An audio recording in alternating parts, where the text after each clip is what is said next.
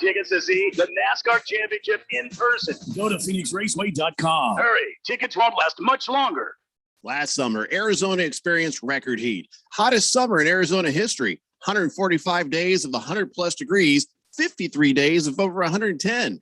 Summer heat is starting sooner and it's lasting longer, and your power bills are more expensive every year. Take control of your power bills. Call Harmon Solar today. Harmon Solar is locally owned and operated. They use top-of-the-line equipment, and they're A-plus rated with the Better Business Bureau. Call Harmon Solar, 800-281-3189, or go to harmonsolar.com. If you're worried about your investments, you're not alone. These are challenging times, but it's not time to panic. It's time to act. Hello, I'm Mo Ansari, founder and president of Compact Asset Management. With over 40 years of experience in the financial markets, I've seen what panic, indecision, and bad advice can do to investments. When markets are up, especially when they're down, it is important to be decisive yet balanced. That's our approach at Compact Asset Management. Call my office today at pound 250 and say, talk to Mo. We will discuss a proactive, balanced approach to your portfolio that can help safeguard your investments and keep you on track with your financial goals.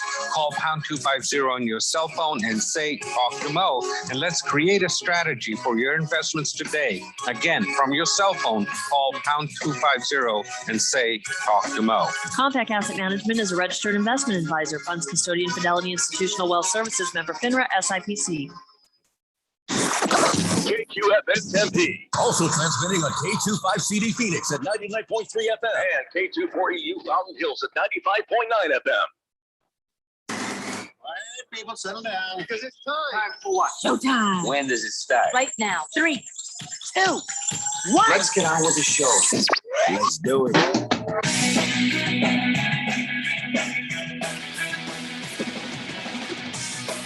All right, everybody, it's Thursday here on the Daily Blender. I'm your good friend, your radio pal, Jeffrey O'Brien, alongside Randy White. We got Keon Rhodes pushing the buttons, and you guys are on the Fanatic text line, 888-368-1580, as we broadcast live in the Harmon Solar Studios in Scottsdale. All right, so today is Thursday, and that means, well, nothing today, but in a week from now, week 1 of the NFL season. But to get you in the spirit, to get you in the mood, we're going to have the Siege with us, our fantasy football expert, to, I guess, answer some questions as it pertains to your fantasy football teams right now, because I have been shocked. I have been surprised to see how much activity and action has happened on the waiver wires and in fantasy football. Because I'm like, you just drafted, man. What you couldn't figure out in the draft? You're moving stuff around. It just doesn't make a whole lot of sense to me. But maybe he can set me straight, because obviously I must be wrong. You smell that, Jeffco? You smell that? I swear to God, that smelled like that when I got here. You smell that? That smells like pigskin, man. It smells like pigskin. It smells like football weather. We're almost there, man. The long national nightmare is almost over. Yep, that's right. Our slumber is about to end next Thursday with the first game of the NFL season. But I'm not ready to talk about football right now, Randy. I was just saying what's happening on the show later, right? We are going to talk NFL later, but right now I could go 3 hours of football. That would not be too much for me. Well, I think we all enjoy football. We all love talking about football, and starting next Thursday, we will have plenty of football to talk about from here until February. But right now, there's other things that are happening, other fish that need frying, and we're going to take care of that now, and we'll get all football-y a little bit later on. Football. But like I was saying, the Siege will be here for 2 reasons. 1, answer your fantasy football questions, but 2, to also judge us mercilessly. I sent him a link to our league so you can take a look at the Daily Blender Premier League, because we didn't get a grade. For some reason, the NFL.com didn't tell us how good or bad our drafts were. All they did was take care of the superfan leagues. I'm not sure why, but so I said, hey, Siege, if I can call you that. I said, Siege, we're tight. I said, Siege, could you go ahead and evaluate us? And so he's, yeah, sure. So then when I was, we were testing some audio equipment earlier, he was laughing at me. This is not going to go well for me. Was he laughing at you or the whole league? Me specifically at first. Okay. Yeah, that's not good news, because I think your team might be better than mine. And I if did he's not laughing enjoy at it. you, Oh man. I did not enjoy it, but we Sorry will to hear find out how he thinks we all did when he's on. But really, having siege on is about you guys texting in 888-368-1580 and asking your questions about your fantasy football team. Did he giggle quite a bit when he came to my team? Did you ask him about my team? Did He had just started kind of looking at some of the teams yet, so I don't know what he thought about your team. So it should be interesting. But again, we get it. It's boring listening to people talk about their own fantasy football teams and leagues. We're not going to spend too much time on that. It's just more a matter of some smack talk, and then we'll move on to your guys' fantasy football, because really, that's all that matters when you're texting in. So that will happen in the 5 o'clock hour. But right now, can't wait. I got something for you, Randy. I got something for you. All right, what do you got for me? You're going to like this. It's like Christmas Day. Go ahead, hurry! Okay. I can't stand it. So you say nobody ever says. So I'm going to say, last night, Garrett Cole struck out Shohei Ohtani at 3 at-bats, all on four-seam 98-mile-an-hour fastballs. Yeah, that's too bad, isn't it? Bam, bam, bam, becoming the first pitcher to strike this guy out on four-seam fastballs in a game. So there you go. There's somebody who's pointing out Shohei Ohtani, a mere mortal. Well, I mean, I thank you very much. There was nothing I saw on ESPN when they were talking about Garrett Cole. They didn't mention anything about Shohei going down wearing the golden sombrero, as we like to say. But listen, that's just what I mean. I do not wish any ill will on Shohei Ohtani. And if the guy was a little better here or a little better there, he might be in my opinion. So, hey, should I sign for this, Randy? The Amazon driver with your Shohei Ohtani voodoo doll just got here. Do I sign for that, or does somebody else need to sign for that? No, mine would be the Tim Kirkchin voodoo doll. Yeah, even the voodoo people were like, don't know what you're talking about. Yeah. So I just wanted to mention that because you say nobody ever mentions it. Thank you for doing that. But I will say this, well done, Angels, for taking the Yankees out 2 out of 3 games. Now, of course, Garrett Cole, made sure last night didn't happen, but still, the Angels handled the Yankees. And as we all know, I hate the Yankees. We're very much aware of that, yes. So it's a win-win for everybody, if you ask me. Yeah. In fact, here's another loss, though. Let me tell you, I mentioned this, I don't know, maybe a year or 2 ago. I'm sitting there watching, I think, a Colts game. And you know how they set up those crowd mics? You're watching and you hear everybody's like, yay, yeah. You hear the little crowd, and it's like supposed to sort of be off in the background. Lately, it's been different. But there is this one woman at this one broadcast, making the same noise over and over again. And I was just about ready to murder someone. I was about to book a flight. I was about to go find this person and murder them. So now that happened when I was watching a Colts game, and I brought it up. There was like, Jeffrey, you're just being a blah, blah, blah, blah. I'm like, are you kidding me? I'd lose my mind. But why didn't they move the crowd mic away from this shrill woman, or say, tap, tap, tap? Could you not? Could you maybe do something other than, not saying be quiet. Just maybe change it up a little bit. How about woo, all right. Yeah. Have some more sounds in the rotation. Right. Instead of this shrill, woo, woo. I'm like, oh my God, somebody's murdering that woman. Yeah. And if they aren't, I'd like to be. Yeah, I've heard that a few times on different broadcasts. Yeah. So on the Angels broadcast, I guess there was some fan doing the exact same thing, this shrill, horrible noise. And I don't know if you know the guy who does the call for the Angels, Matt Bazurgian. Bazurgian. He says, a lot of Yankee fans come west for this series and finally have something to make noise about today, including one very annoying screamer I've had to hear all afternoon. Oh, boy. So, yeah, it's no fun when somebody sits there and drones and makes a shrill noise over and over and over again. I'll never understand why the production crew goes, Bob, you need to move that camera. Point it somewhere else. Or take that camera and knock that bitch out. If somebody were doing something annoying on screen, they'd tell the cameraman to move. The cameraman knows to. You always see the cameraman go a little bit if somebody's acting up. And the mic is a parabola mic usually, so it's usually a mic. If you turn it in the other direction, you wouldn't be able to hear her. Well, I think in the case of baseball, what happens is they set these mics up before the game, or they might just be set up all the time a lot of times these baseball games, they have a crew that comes in preseason. They set all this, extemporaneous equipment up. I have a question. And then the other truck comes in and they just put their cameras up there. Yes, Jeffrey O'Brien. Yeah, Jeffrey O'Brien, 1580 Fanatic here. My question, Randy, is are there more than one of those damn things? Oh, yeah. There are generally 3 to 5. Okay. Fire mics. the sound guy, because they could turn that one off and leave the other ones on and nobody would be any the wiser. Yeah, I hear you. Is it just me? No, it's not just you. Holy cow. I used to, when I was doing TV, the short time I did some TV work, you just have to, you got to scratch your head. Like, does the audio guy not hear this?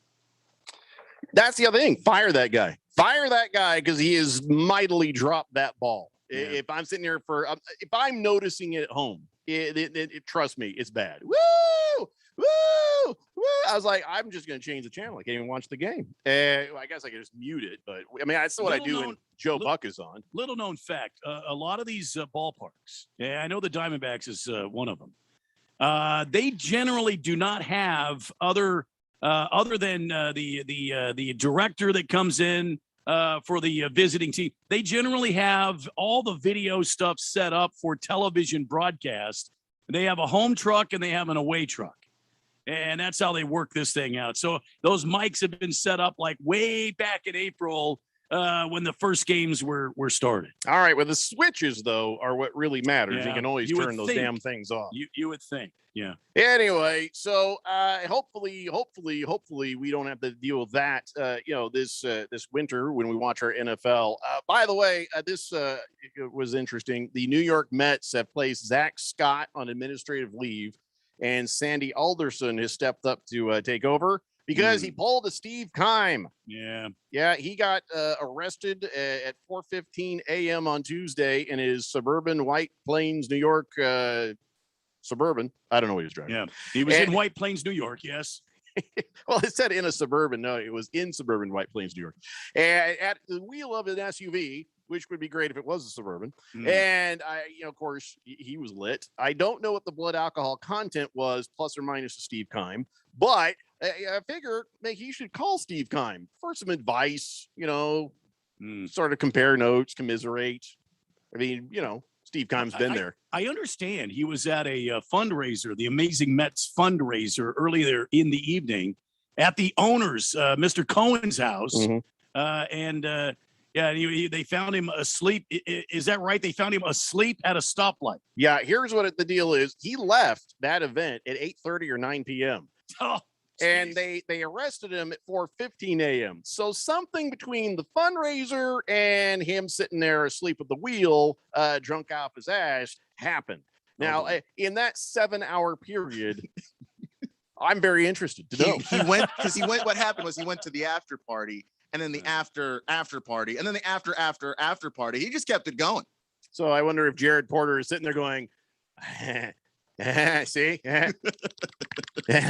Oh, that's all he ever does. What a season for the Mets, by the way. You've got Jared Porter, the original general manager. He's banned from baseball for a couple of years for sending explicit messages to people he should not have been sending them to. You've got Zach Scott now arrested for the DUI. You've got the owner of the team blasting players on Twitter. You have those players thumbs downing the fans. It's been a great year for the Mets. Honestly, if you're a Mets fan, are you even really mad about any of this? You're probably just like, it's entertaining at least. We got to get Bruce Jacobs on the phone. He's our local Mets guy, I think. I think he'd agree with me. At least they're entertaining. They may not be great, but they're entertaining. How are they playing this year, by the way? Well, they started out pretty well. They had some injuries, and then they just kind of went into this funk where that's why all the fans started booing here recently. They were in this funk, and they've started to kind of climb out of that hole. We'll see what happens. It's the dog days of summer. We're going to see now that it's September. We should see some activity. So, all right. So I guess he's gone for a long time, or maybe forever. Who knows? But tonight, there's something great happening. The Arizona State University Sun Devils are hosting the Southern Utah Thunderbirds at the big Sun Devil Stadium. And I went to go look at it, because unlike ESPN, I'll do research, right? Which, commendable. Right. So I look it up and I realize, and there's not even a preview for it. There's no preview. There's no information on Southern Utah Thunderbirds. And I was like, are we sure this isn't like maybe some ex-Bishop Sycamore players showing up for this? It's a charter school in Southern Utah. Do they have a campus? We need to check. Yeah, I'm starting to wonder because here was the matchup predictor here, because I would like to take a look at what they're saying. There's the matchup predictor for the Southern Utah Thunder. 1% chance to win this game, which of course, listen, could always bite you on the ass. That really could. But in all honesty, it should be a fun game. It should be a lot of offense by the Sun Devils, and it'll just be, like I said, it's just a fun game. This is a tune-up at the very best. This is not like a real game. Southern Utah University. Is that correct? It is located in beautiful Cedar City, Utah. Offers bachelor's, master's, and associate degrees in more than over 100 programs. Here are some photos. I'm There's guessing a map a lot of university. animal husbandry. Could be. It graduates over 1,800 students each year. Founded in 1897. So there is a phone number. There's an address. They're ahead above Bishop Sycamore because they actually have a phone number and buildings. Yeah, they've got buildings. They've got a profile ranking and data. They've got they have a Wikipedia page. Wow. They've got a Facebook. So yeah, this is a legit school. Legit. All right. Okay. Legit. So at least we know that the that's probably not good for my glasses, is it? We know they have an actual campus and stuff. We'll find out if they have an actual team or not. That ought to be interesting. The football stadium kind of looks like and I mean no disrespect here, but it's amazingly small. It looks like maybe a JUCO football stadium. What you're saying is we have better high school football fields here than they have a football field there. I mean, the field looks nice. It looks like artificial turf. There's a classroom. Yeah. Big Steve, who is the big baller, he says they do have a campus. I've been there, but they are Division II and they play in the Big Sky Conference. It's like playing NAU, but SU is actually worse. And they've got a basketball arena. There's their basketball arena. Yeah. Yeah, here's their. This is a legit school, Southern Utah. There it is. Yep, legit. Fish Tank says, of course, you have to have the Pac-12 network to even watch the game. Yeah, I saw that. It was a little kind of a bummer, and I was like, oh yeah, because they haven't merged yet. It's not completely official a thing where we'll get to watch. By the way, when they fired Larry Scott, when was that? How long ago was it? 6 months ago? Maybe. You tell me you couldn't figure out a TV deal? You tell me you couldn't just get on the phone, make a few calls, and get some of these games actually televised in town? Well, I believe this new commissioner, what's his name? Kokakov, or what's his name? Stanley. Marikov or Stanley Kokakov. I think he comes from a Russian family, so that might be it. A little bit. You don't need TV. You hear about it from friends. There you go. Yeah. See, if you get somebody like that, you imagine seeing what it look like when the players hit each other. It's okay. Yeah. All you need to do is the drama. You put the hit on her. It's like feeling the same thing. I don't know why you complain to me all the time. I hang up the phone now. It's the Kleopkov way. That's it, Kleopkov. I do not appreciate this bull bleep.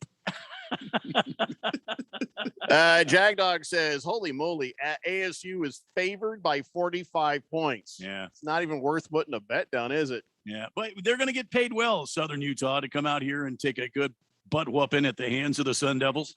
It's going to be fun, yes. Jagdog says, Randy, can I get everyone in the fourth dimension a crown shot? Jeffrey, can we start off by talking NFL quarterbacks? No, we're going to do that later. And Randy, by request only. No. Don't keep playing that because then people are going to pee their pants. And there's one for... I'm good. We're good. Just on request only, but it's on Jagdog. All right. Mr. Wilbur says, this just in, your Little Tempe football team has just defeated that Ohio school team from Columbus 102-4. Good job, Tempe. What is he talking about? Bishop Sycamore is the only Ohio school that we've been talking about lately. Is that Oh, I thought he was talking about Southern Utah. It's just like a U Arizona person to not know on a map where your opponent's coming from. Yeah. Nasser Marcus says the NFL website doesn't want to waste its time ranking teams in a league where Kaepernick and Tebow get drafted. Oh boy. That was Probably. Moist one trying to be a wise ass, and I was disappointed. So he drafts those guys with the last 2 picks, and then he immediately the next day drops them. And man, if you're going to do it, commit. The problem too, and the reason why it just looks even more hilarious is he drafted J.K. Dobbins. So Yeah. if you'd used a couple of those picks on an extra boy. running back, maybe Bam, bam, bam. just looks bad. Boogie says most sports books aren't even allowing betting on this game. Oh, who cares? Go Devils, go. Bruno Baller says, were there any famous athletes or celebrities that attended Southern Utah University? Oh, that's a good. Wow. That's a good. Let me see here. on Famous there. SUU Are, alum. are you really expecting a real answer, Jack Let's Dog? see. Harry Reid, notable alumni. Harry Reid. Marie Osmond went there. She actually played on the football team when she was there.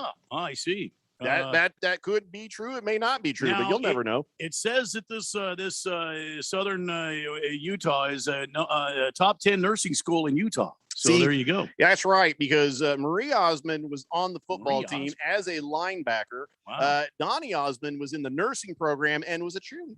Miles Killebrew. It's as I- true as you need to know. Don't know who that is. LaShawn Sims went there. Looks like he played for the Bengals. I don't see anybody really else on this list of notable alumni. Heavy Metal Maniac says, Randy, I'm going out to be a big spender. Can you get the next 25 texters a drink on me, please?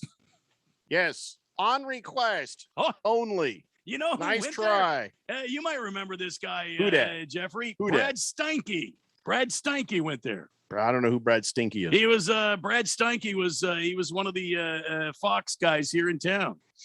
Never heard of him. Brad Steinke. TV? Yeah. Wow, I don't know. Mm, TV? yes. Like what? Like, Fox Sports AZ. Brad Steinke. oh, I know. Hmm. I I don't. thought you would have known him. Never heard of him. Hmm. I mean, I'm not even trying to be glib. I Yeah. honestly Just never heard of the have no guy. idea who that is. Sorry, I didn't know Yeah, you I don't- existed. I don't see Marie Osmond on this list of notable. Should I alumni. send Brad Stinky a card so he knows Steinke. Stinky? Should Brad I send him a Steinke. card saying, sorry, I didn't know you existed? Sorry. Well, that's Lo- just going to make lo- him feel really bad. Love Thanos. That's Uh, what I'll do. All right, we're going to take a break. When we come back, probably not talk about Brad Stinky. We're going to talk about some other things instead. Steinke, yeah. Actually, Fed Fan, if you're listening, we're going to talk about the U.S. Open a little more. It's the Daily Blender here on 1580, The Fanatic. Liberty Mutual Insurance Company presents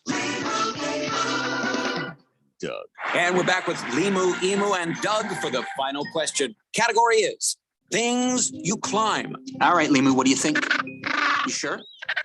We're going with Liberty Mutual customizes your car insurance so you only pay for what you need. Oh, so close. We were looking for stairs. Huh. Only pay for what you need. Liberty, liberty, liberty, liberty. You might not know it, but your small business IT systems can leave you and your customers vulnerable. At Affinity Technology, we provide peace of mind by ensuring your computer systems are working and are safe from hackers and outside threats. We solve technology problems for small business. No confusing tech talk or black box setups. If it plugs in, we work with it. Contact us today at atechaz.com. That's atechaz.com. Affinity Technology. Summertime tips from Paul, Kristen, and Dexter at Total Wine and More. Topping your burger with grilled onions and blue cheese? Take it to the next level with Carbon Cabernet Reserve, rated 92 points, an incredible value. And nothing beats a buttery Chardonnay with grilled corn on the cob. Feeling adventurous? Come on in. Let's try a smoky mezcal for mind-blowing margaritas. Now you can order delivery for as low as $4.99 for a limited time. Find out if your area qualifies at TotalWine.com. Drink responsibly, B21. In the Army National Guard, family means everything. Our parents, they were really supportive that all 5 of us would join. I got my education because of the Guard. I got to travel a little bit and experience a whole different culture. It helped me get my job, helped me pay for my house. Serving part-time in the Army National Guard instills pride that you and your family will share. Visit NationalGuard.com to learn more about part-time service. Sponsored by the Arizona Army National Guard. Aired by the Arizona Broadcasters Association and this station. NASCAR Championship weekend returns to Phoenix Raceway November 5th through the 7th. A wild season of unexpected will culminate in Phoenix with drivers putting it all on the line for their shot And earning the title of NASCAR Cup Series champion. featuring 4 championship races in 3 days. Don't miss your chance to witness history from atop the grandstands as the action goes 5 wide into the iconic dog leg. Or from up close with access to the fan-friendly infield experience. Get your tickets to see the NASCAR Championship in person. Go to PhoenixRaceway.com. Hurry, tickets won't last much longer. It's time again for the Harman Solar 1580 The Fanatic NFL Pick'em Contest. Send your picks each week. To see if you are this year's Cascade picker. Sign up at 1580thefanatic.com. Play against the Fanatic Air Staff and all the listeners. You can score the grand prize of $1,580 or the second place prize of $500. Provided by our friends at Harman Solar. Sign up today at 1580thefanatic.com. The Harman Solar 1580 The Fanatic NFL Fan Pick'em Contest. Exclusively from your home for the NFL and Super Bowl 56 in Arizona.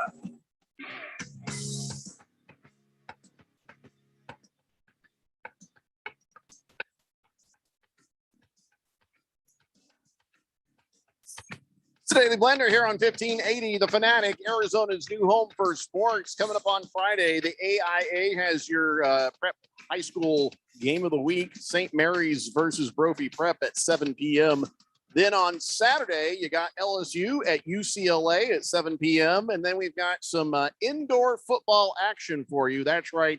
It is the playoffs, Arizona Rattlers versus the Duke City Gladiators at 3 p.m. All of that right here on 1580, The Fanatic.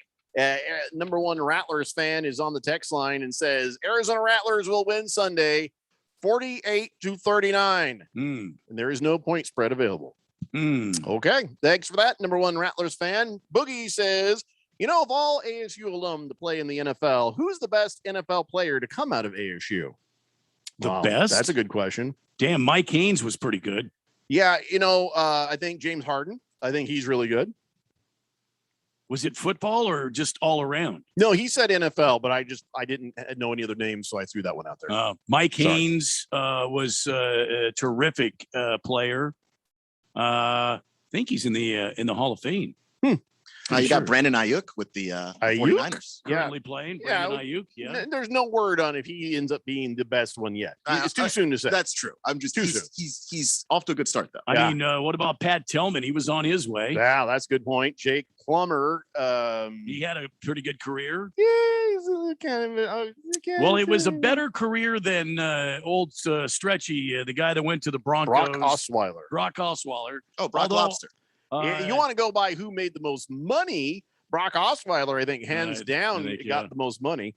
So that's a good question, Boogie. Why don't you answer that for us? Thanks, that's Boogie. You know what? Bruno Baller is right. Terrell Suggs went to ASU. He might be up there towards the top of the list. Yeah, but he really he's kind of disappeared. Is he going to make the Hall of Fame? Well, he has some issues. I mean, he had a wonderful career in Baltimore, but.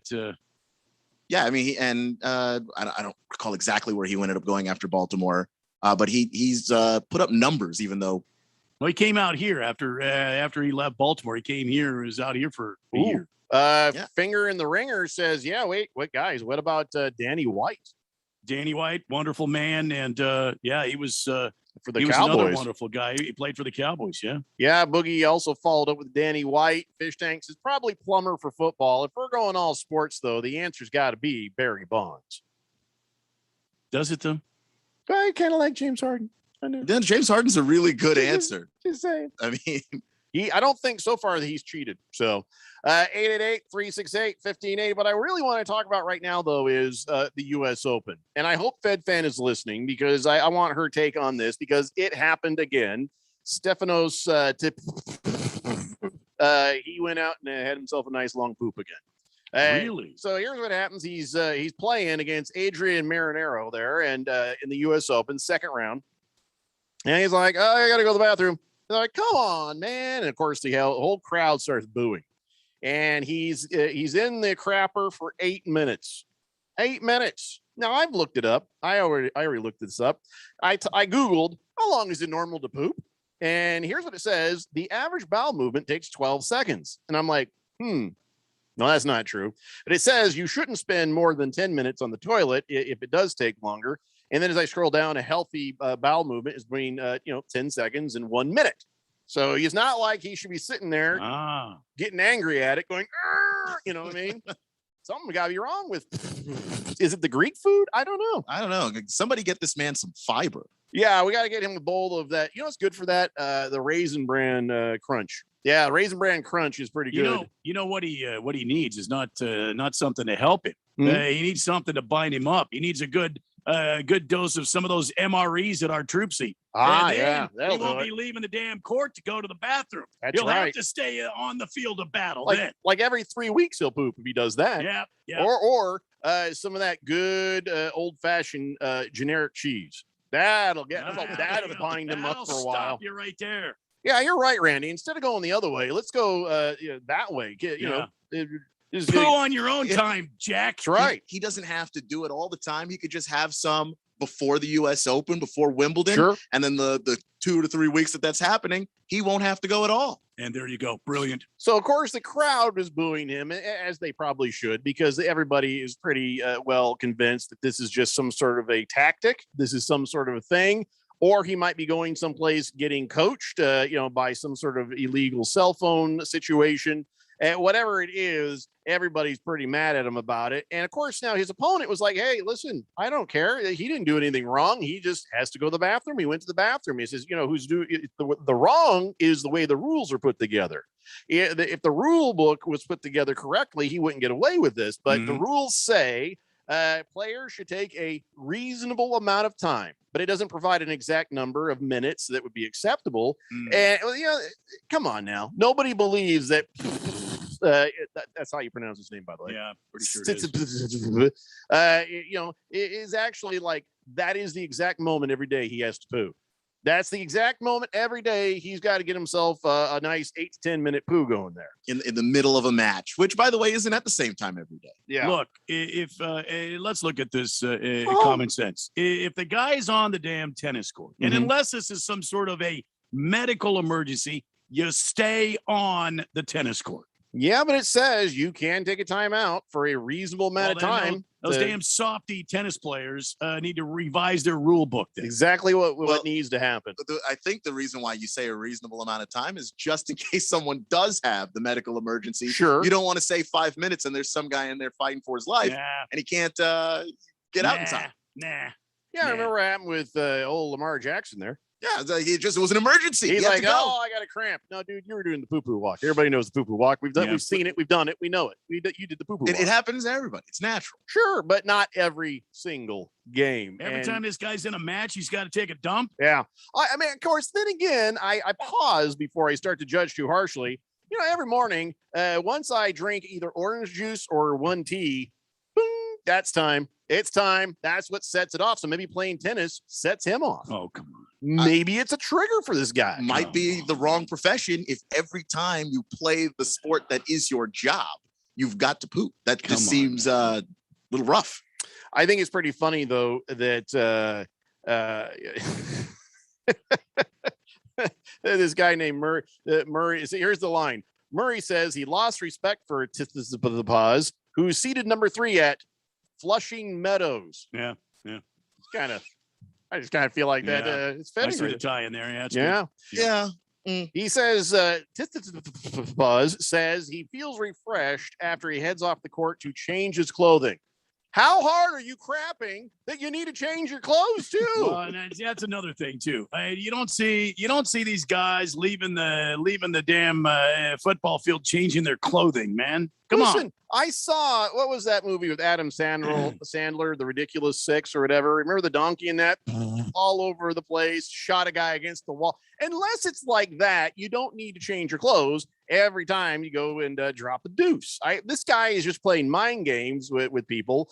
By the way, he won. He won his match in 4 sets, and now he's going to move on. Problem is, they can't change the rules probably quick enough to keep him from doing that in the next round, or whoever he plays against. I don't know who he plays next. Fed fan will have to tell us that. But so, yeah, he doesn't care about the booze. He's like, hey, I haven't done anything wrong. I don't get it. People love the sport. They come to watch tennis. I got nothing against them. I love the fans, but people don't understand. That's all. They don't understand. They haven't played tennis at a high level to understand how much effort and how much difficulty there is doing what we do. Sometimes how much strain on the colon it is. Sometimes we need a short break to do what we have to do. listen, if you want a timeout to catch your breath, that's one thing. But yeah, because there are fans that are there, and there's now a 9-minute break in the middle of this tennis match they paid money to see because you're doing something in the bathroom that is either illegal or just quite frankly unhealthy. Never heard of anybody doing a fecal drop off every single time they play the sport. Nobody does this. Nobody does this. So he's just playing games, and until they change the rules, there ain't a damn thing that anybody can do about it. And of course, now this guy, you think, what a jerk, right? Come on, man, just play the ball, play the game. Don't be like that. And you're like, well, but you know what? That's what we say about other sports, and everybody says, well, you know, if they would enforce it, it's not cheating if you ain't trying, or whatever they say. So, okay, if that's not enough to make you think that Stefanos is kind of a dirtbag, how about this? He comes out there and he's, about the vaccination thing. He's like, I don't see any reason for someone my age to do it. I'm 23, hasn't been tested enough. It's got side effects. As long as it's not mandatory, everyone can decide for themselves. The Greek government came out and said, he does not have knowledge and studies to assess the needs for vaccinations. Please don't listen to him. Translation, hey, shut up, poop boy. You're not helping. So here's the thing that was really interesting about all this. The vaccination thing. Do you know everybody who goes to watch the U.S. Open has to be vaccinated, has to have at least had one dose of a COVID-19 vaccine. It's mandated by New York State. Yes, only 50% of these tennis players are vaccinated. So they're holding the crowd to a higher standard than they're holding the players. Yeah, I believe it's a state law in New York and in California. Kind of feel like it should be equal. If you're expecting that of the crowd, shouldn't you be expecting that of the players? I think so. I mean, they're paying to get there, but the players are getting paid, and they could pose a potential health risk, the same as anybody out there in that crowd. I'm just saying, if regardless of what your opinions are on the vaccine, whether you believe in it or you don't, whatever you're worried about COVID or you're not, whatever the rules are going to be, they need to be fair and uniform for everybody. Now, of course, with the football and with the baseball and with the basketball, it's a lot more strict. And they're worried. It's like, okay, get these players straight. Everybody's good. And in various levels of enforcement, all the different stadiums, all the different arenas are following the local guidelines. So, and that's what they're doing in New York. But, you've got like 90% of the NBA. You got 93% of the NFL right now. Even soccer is at 95%. WNBA, 99%. All these places are, getting it done. Why is tennis so far behind? I have no idea, but that's like if you went to Target and at the door they said you can't come in here unless you're vaccinated, but half the employees weren't vaccinated. Yeah, it makes no sense. You have to have that same level of aggression if you're going to direct it towards the paying customer. The employees also have to be vaccinated. So I don't know why tennis hasn't, made it more of a priority to at least, be fair to the fans. Be as fair to the fans as you are to your players is what I would say.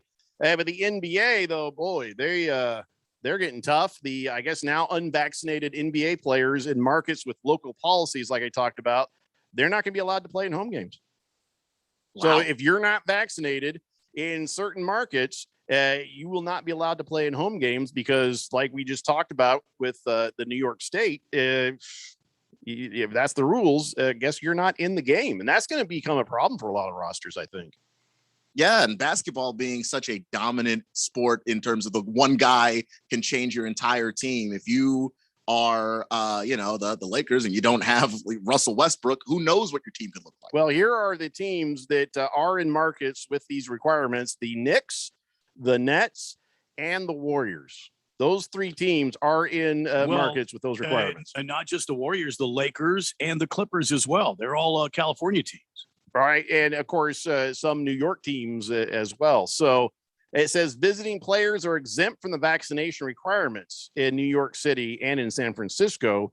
But as far as the local governmental policies, the Nets, the Knicks, the Warriors, they will not be allowed to play in home games on their own teams. I'm a little bit confused by that, to be honest, but okay. Everybody, it doesn't matter what you think. If you want to be a winner, if you want to be a team that is going to make a difference, you got to do like Bruce Arians. Bruce Arians don't give a damn. He got in there. You know what? He didn't tell anybody they had to. He went in there and told people what they're trying to achieve. We're trying to win again. We need every advantage we can possibly get. And he got 100%. He got 100%. Every player, every coach, every staffer, everybody in the organization, 100%. Even Leonard Fournette, who had said, "Yeah, I'm not sure I want to do that." Well, they talked him into it, and so everybody got on board. So maybe it's a little bit of education, and also, hey, listen, guys, we're trying to win, and here is something that we don't want to be an obstacle as we try to win. Bruce Arians, I guess, just had the magic speech. You have guys that are in all of these sports, and you've heard the interviews. I would do anything to win a championship. I would crawl across broken glass. Would you take this vaccine? Oh, no. Yeah. Oh, and who wants to be the one that has to look Tom Brady in the eye and say, "Oh, I was the reason we didn't win"? Yeah, that's never going to feel good. But Bruce Arians either.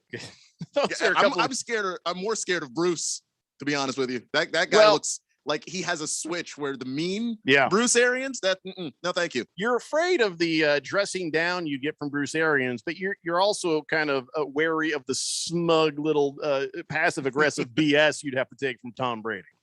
Those two things, nobody wants either of those things. All right, we got to take a break. We come back. I don't know what we're doing. We'll figure it out while you guys are doing something else. It's a Daily Blender here on 1580, The Fanatic. I can pop a beer in here, right? Your cousin from Boston. This here is Sam Adams Boston Lager. It's my go-to beer. Not too heavy, not too light. Oh boy. That's whoopsie daisy. Oh no. Is there somebody that can help? Come on in the room. It poured right in the keyboard. Relax. I spill beer on my computer all the time. Sam Adams Boston Lager. The Boston Beer Company, Boston, Massachusetts. Drink responsibly. It's like I blinked and suddenly all my business shifted to e-commerce. Now, my business hours are whenever my customers need me. My customers want everything now and faster than ever. It's a whole different world. Your business is changing. The United States Postal Service is changing with it. We're bringing you fast, reliable shipping nationwide, and we're bringing it right when your customers need it. Let's discover new routes. Visit USPS.com/new routes. The United States Postal Service. Priority, you. Does your company need bonds? Hi, this is Dave McKee, president of Constructors Bonding, inviting you to learn how our team can deliver better bonding than any competitor anywhere. Our relationships with every major surety get you the credit you need fast, and we never stop working to exceed your expectations. Call me personally at 602-432-5929. That's 602-432-5929 to learn how Constructors Bonding is your solution to better bonds. We're on a mission to connect every Arizona service member, veteran, and their families to the support and resources they deserve. If you or someone you know needs assistance with benefits, healthcare and wellness, employment, or housing, visit connectveterans.org or call 866-4AZ-VETS right now to learn more. This message is brought to you by the Arizona Coalition for Military Families, the Arizona Department of Veterans Services, and Arizona's Be Connected partners. When it comes to automotive repairs, where do you start? Been looking for a new home? Should you rent or buy? If you're looking for the latest trends in the automotive industry or real estate, look no further than the Drive Friendly Radio Show. Hosted by Steve, with over 40 years in the automotive industry, and Felicia, who's well established in the real estate market, you can get great advice and insight you can trust. You'll be smarter for listening, and maybe you'll have a little fun too. The Drive Friendly Radio Show, Saturday mornings at 10 a.m. on 1580 and 99.3 The Fanatic. Everybody, Mark Asher, about to tell you about my friends at Valley Medical Weight Loss. I love this company. I've used them. I have friends that have used them. A ton of weight has been lost in a quick amount of time, and the right way. That's the important part. Look, they have 3 Valley locations, Tempe, Glendale, and Phoenix. So one is close to you, and they've been doing this for well over a decade. And right now, you can get your first week, $31.95, absolutely free. Just mention Money Radio or mention The Fanatic, and it is on them. 602-441-3305 or valleymedicalweightloss.com. Some of our listeners are football fans. And then others are football fans. So relax. You're among friends. 1580 and 99.3 The Fanatic. Arizona's home for the NFL.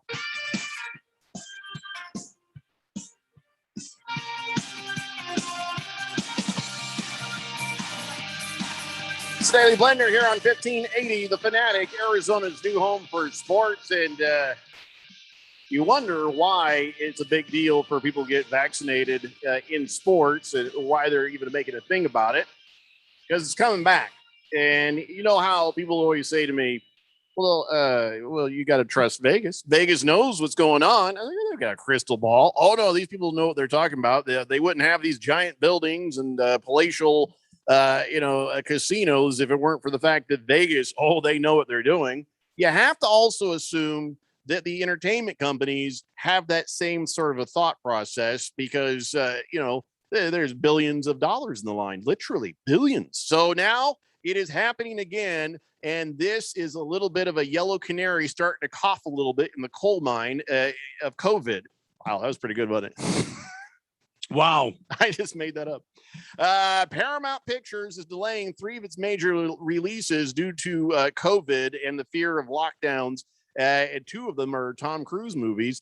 Top Gun Maverick, it had been delayed from November 19th of this year to May 27th of next year. Mission Impossible, it was supposed to come out May 27th of next year, but now, you can't have Top Gun and Mission Impossible at the same time. So now they're pushing Mission Impossible to September 30th of next year. And Jackass Forever, which I know, Randy, those are your favorite movies, originally scheduled to come out 2 months from now, October 22nd. Now they're like, nope, now we're going to wait till February 4th of 2022.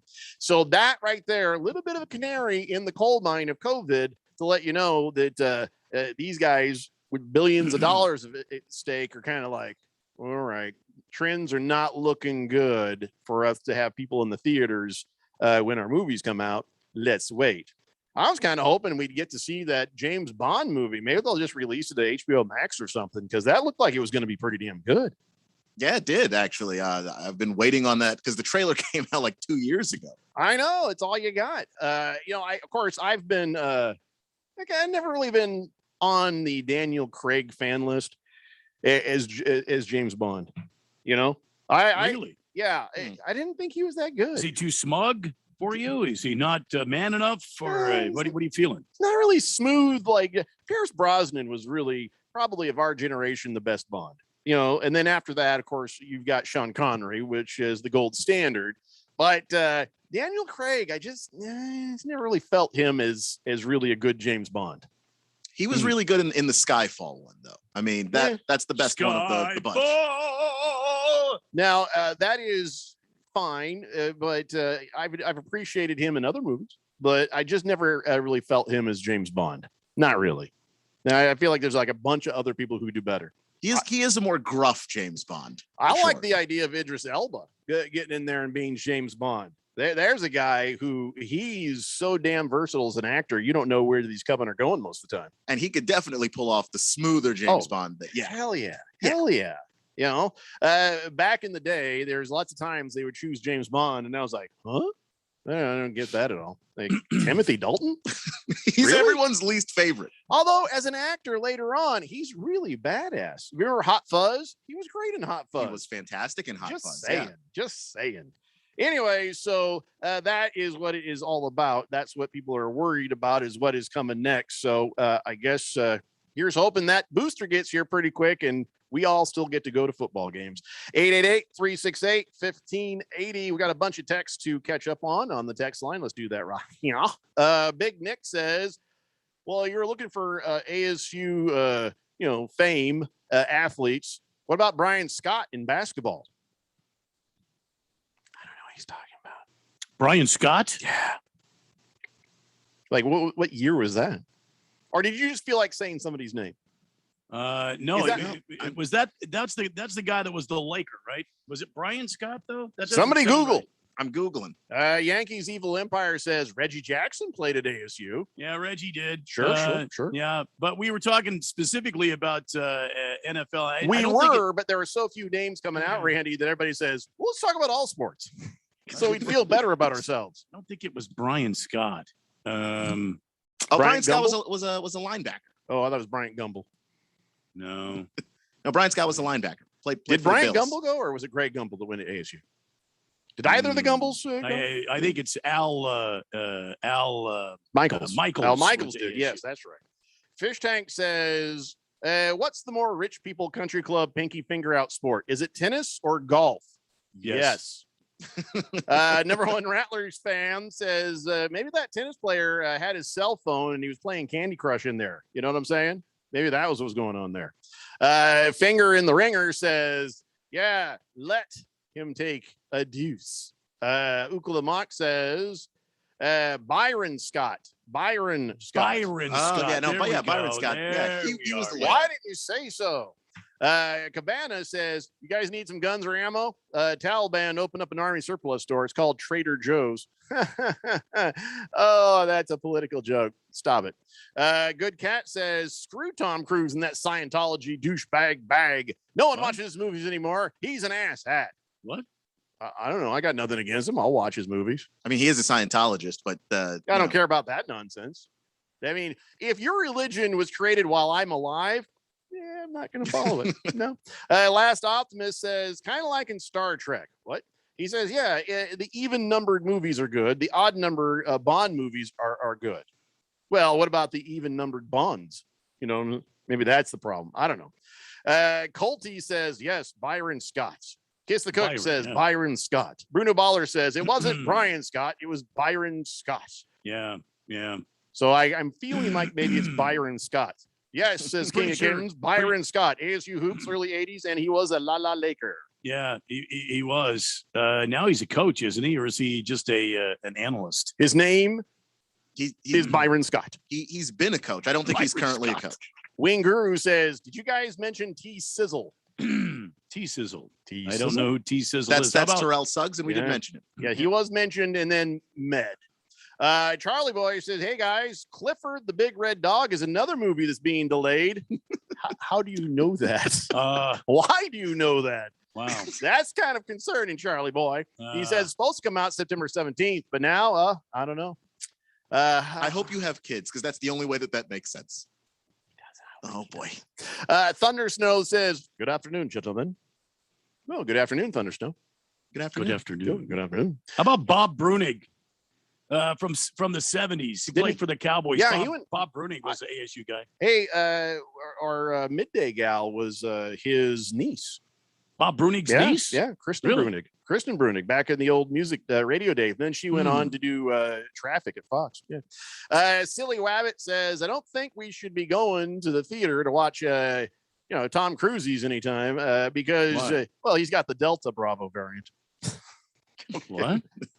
I don't know what the hell that I was. don't know what that means either, But I liked DB, it. Delta It Bravo, made me chuckle. douchebag. Ah, See how it is? hey, Yeah. clever. Fed Fan says, hi guys. Hey, Fed Fan, we were talking about Sup, Fed the Fan? serial pooper earlier on, and I was kind of curious of what you thought about all that. Good Cat says, his name is Robert Paulson. His name's Robert Paulson. I don't know where he's I don't know. I mean, is that a reference to Fight Club? Because I don't know.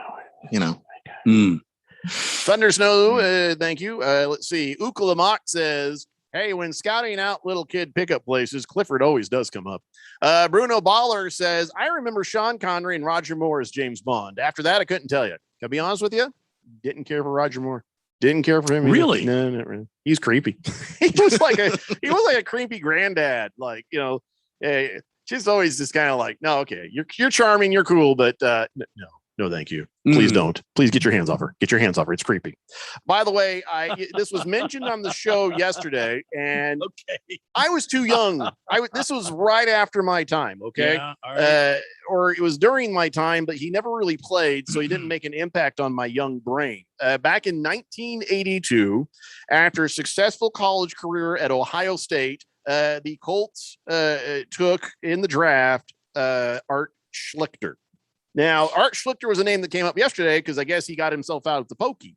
And everybody says, hey, Art Schlichter's out. I'm like, I have no idea who you're talking about. Well, of course I don't. It was like right at the time I first started watching the Colts. That's exactly that's why you the don't time. know him. Yeah. And so they drafted him, but he spent, I guess, more time gambling on football than actually playing on the field. In Oh, boy. 1983, he went to law enforcement. It's like, I think some dudes are trying to kill me. Who? Bookies. Wait, what? You're a player. So the NFL suspends him for the entire season. Another reason I never heard of him. And when he did come back, he played so bad in 1984. He was cut after one game in 1985 and never played in the NFL again. Wow. How would you expect me to know Art Schlichter as a name when I'm 12 years old and I'm just starting out watching? There are people that would expect you to know names from the past if you're a true quote unquote fan. But don't you remember mostly like the good players and not the guy that was just gambling, and then when he did play, he sucked? Yeah, I don't remember the ones that don't matter. So evidently this poor fella, he didn't have it easy. After he quit football, he went to prison in 95 for passing bad checks. He was in and out of prison for years after that. He was trying to turn his life around there, it looked like, in the late 2000s, but then 2011, he was caught in a scam. And it's funny because the authorities are like, you should stay clear of Art Schlichter in any business dealings. Wow.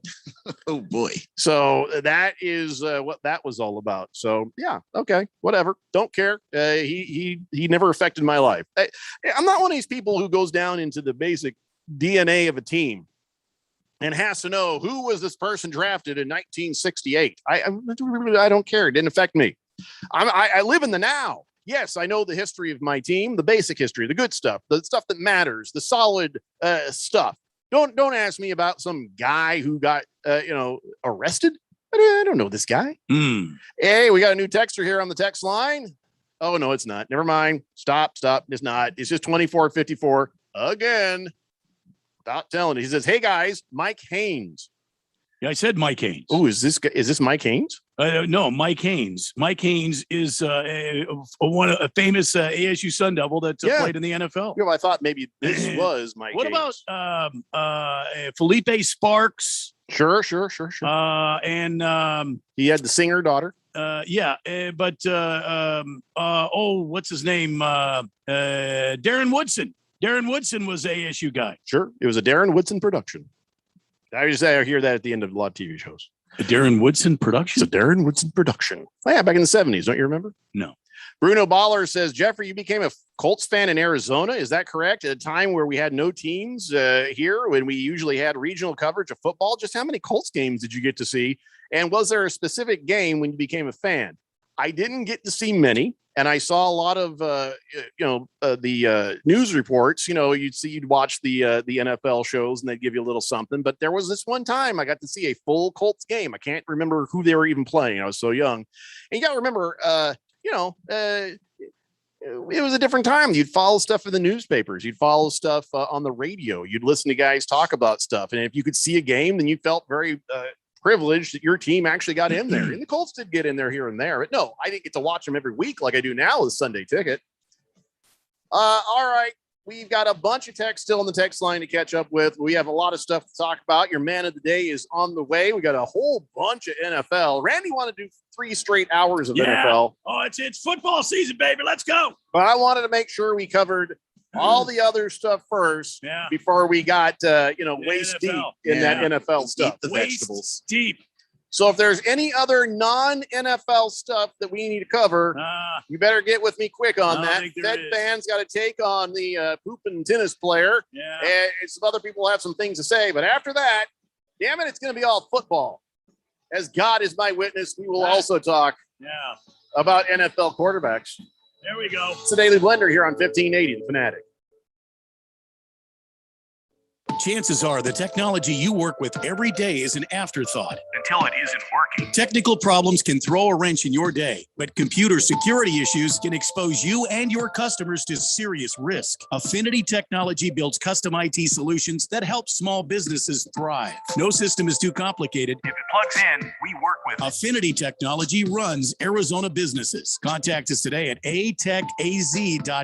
That's atechaz.com. Affinity Technology. If you're considering refinancing or getting a home loan, listen up. This is Dale Hellestray, and when you need a mortgage, the team I use is led by my good friend, Jeff Locks. And here's why. Jeff and his team negotiate with over 50 lenders to find the best possible deal. Your home has gone way up in value over the past year, so why not utilize your home equity to reduce your monthly expenses or even pay off some debts? Interest rates are still at all-time lows, and if you obtained your current mortgage prior to 2020, you can save a lot of money. Here's the best part. There's absolutely no lender fees. Jeff is truly Arizona's low-cost lender with over 30 years of experience. So call Jeff Locks, and if Jeff can't save you money, you'll get a free $50 Amazon gift card. This is a winning play, so call Jeff today, 480-202-0692. That's 480-202-0692. Jeff Locks, NMLS number 1003782, National Mortgage License number 181106, Bear Financial Group, AZMB-09047774, Equal Housing Opportunity. This is Aaron Warby, host of the Bulls and the Bears Radio Hour. In the show, we try to teach the tools, rules, and strategies that traders and investors need to do better with their wealth and portfolio income. But most of the time, an hour is just not long enough. At Online Trading Academy, we believe that the average person should be given the tools, rules, and strategies that Wall Street's elites have been using for years to outperform others. Are you one of the millions that have recently established a trading account? Or have you always wanted to trade or take a more active role in guarding and growing your own wealth, but have not had the know-how or confidence? We want to invite you out to a complimentary 3-hour power trading and investing workshop, where you'll learn what it is that the professionals use to limit their risks and maximize their possible gains in both trading and investing. To register, call 8448-TRADER. That's 844-887-2337, or text the word stocks to 25029. Again, that's stocks to 25029. Reserve your seat now. NASCAR Championship Weekend returns to Phoenix Raceway November 5th through the 7th. A wild season of unexpected will culminate in Phoenix with drivers putting it all on the line for their shot at earning the title of NASCAR Cup Series champion. Featuring 4 championship races in 3 days. Don't miss your chance to witness history from atop the grandstands as the action goes 5 wide into the iconic dog leg. Or from up close with access to the fan-friendly infield experience. Get your tickets to see the NASCAR Championship in person. Go to PhoenixRaceway.com. Hurry, tickets won't last much longer. KQFN Tempe. Also transmitting on K25CD Phoenix at 99.3 FM. And K240U Fountain Hills at 95.9 FM. All right, people, settle down because it's time. Time for what? Showtime. When does it start? Right now. 3, 2, 1. Let's get on with the show. Let's do it.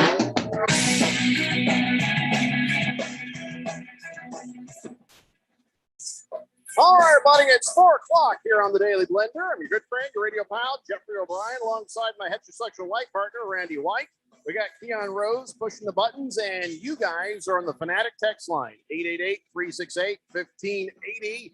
All right, we got to catch up on the text line. I got your man of the day. Then we're going to jump into some football. So all right. Be patient, Randy. We will get there. I promise I'm ready you. to go. Let's talk football. All right. Well, first, Charlie Boy, he's a little bit crusty with me right now. Uh-oh. All right. Says, Jeffrey, please do not question my movie info.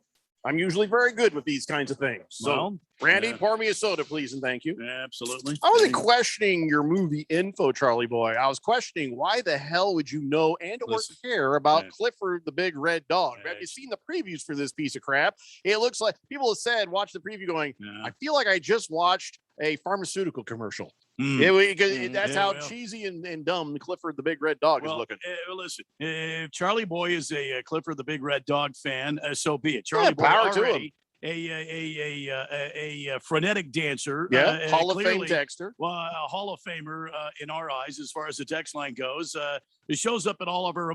Who cares if my pal Charlie Boy likes to go and check out Clifford the Big Red Dog? There's nothing wrong with it. It's just a bit odd. Nothing wrong with it. I grew up on Clifford the Big Red Dog. It is one of the children's cartoons that was on when I was a child. I do not care about this movie. Well, I can remind you, Charlie Boy is a grown-ass man. I was curious why he cares about this movie. that can make it around town the way Charlie Boy. Charlie Boy, you have my undying respect. Good for you. Well, don't I make it hope sound the like he doesn't damn have movie mine. Comes out anytime you want to. You go watch it. It has nothing to do with respect. I respect Here's Charlie another Boy. soda for you, Charlie Boy. Don't be trying to turn Charlie Boy against me, Randy. Nobody is trying to turn anybody against anyone. I was just kind of curious why he wants to watch that movie. Or maybe he just knows about it. I don't know. It's a curiosity. It's a curiosity. Of all the movies he could have said He's that were just trying being to pass it delayed, along. he chose Clifford the Big Red Dog. He And knows it's our- just interesting. He knows our audience. Maybe he's just trying to pass. Maybe it there's on. a deep, dark story to Clifford the Red Dog. We don't know. Like, here's Clifford the Big Red Dog and gets hit by a giant car, dies like a quarter of the way through the movie, and the kids are like, "Why did you take me to this?" Oh, then I'll be sitting in the theater with my popcorn. I'll go to every showing I get my hands on just to see the reaction of these bastard kids. Like, he's dead. Oh, he's not coming back either. Oh, this is not a Clifford the Big Red Dog ghost movie mashup with Casper. Oh, that son of a bitch is dead. Maybe I'll edit together a version that does that. Yeah. And I'll rent out theaters and say, let the kids come in free. No, see, again, it has just gotten dark again on this radio show. Sorry. We've just murdered a childhood Something cartoon. as I don't know. innocent as Clifford the Big Red Dog, and you look at you, Jeffrey. Just take it to the dark side. I want to get cameras on every child to see the reaction. What did I just watch? I don't know. And I'm not just talking about you see a car coming, you hear the thump, and then there's going to be blood. There's going to be. How would you know? There's He's going to a be big red dog. There would be no chance for the blood to be there. Splatter and listen, it's a big red dog. We're talking a deluge of the red stuff coming down. So not nearly as violent, but I went to go see the Marvel movie where Thanos snaps away half the existence and don't half the superheroes are gone. Don't do it. Yeah. Don't do it. And I was Don't there, do and it. there were children in the theater. Were they crying? When Spider-Man disappears, there was a child literally crying his eyes out. It was hilarious. Both you guys should I be ashamed of know. yourself. I didn't mean to Both of laugh, you. but Keon, I mean, I am really surprised at you. Coming soon, he was crying Jeffrey so O'Brien presents Clifford the Big Red Dog. The O'Brien cut. Wow. Remind me never to go see a movie with you. Yeah, let me ever. just tell you, Jimmy Kimmel taking kids Halloween candy, you got nothing on me, bitch. 888-368-1580. I'm killing their idols. That's right. Hey, we have a new texter, ladies and gentlemen. Might be their last text after that part. Are you sure this time? Yes, this time for real. 3372 says, I've been listening to you jokers for a while, so I guess I'll jump in. Well, thanks for jumping in and insulting us at the same time. We don't mind. Tell us a little bit about yourself so we can come up with a good text or nickname for you. Or do you have your own nickname you want to throw in there? Let us know. 888-368-1580. Good Cat says, damn it, Keon, you're not supposed to talk about Fight Club. You early were talking about Fight Club. You don't talk about Fight Club. Don't talk about Fight Club. So if I say Robert Paulson, you don't talk about Fight Club. That's fair. Unless you want to say what his character name was. What is Smith No, Smitherson? You can't. Don't do it. Thunder Snow says, I just tuned in and the conversation seems really random. So Gene, the dancing machine. That was random. That was very random. We should have that music though to play. Ukle the Mock says, okay, Radio Pal, by the way, it's pronounced Schleister. Let's get it with the program here. Art Schleister? I pronounce it the way I want to. And I think you guys should know that about most names. But when there's a C, a T, and an E and R, it's Schlichter. If you ask me, I don't care how you do. So, by the way, what's he going to do? Sue I don't me? care how the man actually pronounces his name. No. I pronounce it the way I want to pronounce it. Dude was in prison for like 10 years. For fraud, by the way. Pronounce his name that way. Yeah, I ain't worried about him shanking me. I'm worried about him trying to shake me down for cash. He wasn't even writing his name correctly on checks. Exactly. So I'm not going to worry so much about that one. Randy's Chuckle says, how about Mark Schluff? He once peed his pants in the field of a football game, so he didn't have to leave the field. That's man. Well, Archie Bradley, he pitched with poo-poo pants on. So there you go. You do what you got to do. This tennis guy clearly is weak. He's weak-minded, and he's a Soft. weakling. Super soft. Baby Got Dak says, hey, guys, we are now 7 days, 4 hours, 23 minutes away from kickoff. Oh, actually, kickoff of we are actually football. That's not correct, Baby Got Dak. We are now actually 7 days and 1 hour away from kickoff. You got to remember to make the adjustment for Eastern time to Pacific time. I can almost hear the crack of the pads now. I can hear the excitement, the electricity in the air. I can smell the brats on the grill. I can see everyone tailgating right now with all their gourmet foods. I can see the smoke billowing from the parking lots. I see all the activity happening, and it's like, oh my God, it's almost football time. I'm almost as excited as opening day for baseball. Oh my God, it's almost here, Jeffrey. Hell yeah. I'm in. I'm ready. I can't wait, but we have to. 7 days, 1 hour. It's all you can do. 7 days, 1 hour, and it is go time. Go time, baby. All right. All right. Let's see. Caliban's cousin says Roger Moore was actually the worst James Bond. Curly Culp, who played with the Chiefs in, and then I just, oh my God. Caliban's cousin's car hit Clifford the Red Dog in the middle of that text, and that's why it stopped. No. Caliban's cousin, are you okay? No. He just stopped right in the mid-tweet. No. Charlie boy, don't listen. Just tune him out. Tune him out. Caliban's cousin, you will be missed. Mr. Wilbur says, no, it's not pronounced Schlickster, it's Shyster. Well, that makes more sense. Yeah. Ken Kitten says, hey, Keon, Ohio State plays the Gophers in Minnesota on Fox tonight. Who you got? Buckeyes. I like their new quarterback, CJ Stroud. And the Gophers, they had a disappointing season last season. I got to see them bounce back first before I trust them. And by the way, here's the list of King Kittens. Frank Kush was mentioned as a player. I know he was a coach, but where did he play? Frank Kush? Yeah, maybe he did back in the olden days. I don't know. No. Fed fan says, you be you, Charlie boy. I get harassed for loving tennis. Well, who's harassing? No, we're looking to you for information. And she says, as far as goes, the pooping tennis player there. She says he'll have this controversy follow him until his father, who is his coach, stops getting called out by umpires for sideline coaching. Other players don't believe that is just changing his clothes when he goes on break either. Whatever it is, he's taking advantage of a loose interpretation of the rules. So your sport had better get its act together there, Fed fan. Last Optimist says, if Clifford grew so big because of a little girl's love, why are her parents normal size? That is a fantastic question. You guys are always trying to ruin the innocence of childhood. Yeah. It's like, listen here, Kenneth, Gladys, you guys need to step up your game. Look at the size of this dog. Okay. Big George says, happy Thursday, guys. I don't know about Clifford the Big Red Dog, but I was sad to see the new Top Gun movie get pushed back from November to next summer. If they keep pushing it back, Val Kilmer and Tom Cruise will be watching the premiere from a retirement home. Well, you know, I don't think Val Kilmer's going out anytime soon. But I heard somebody who had seen some of the one-offs of the Top Gun.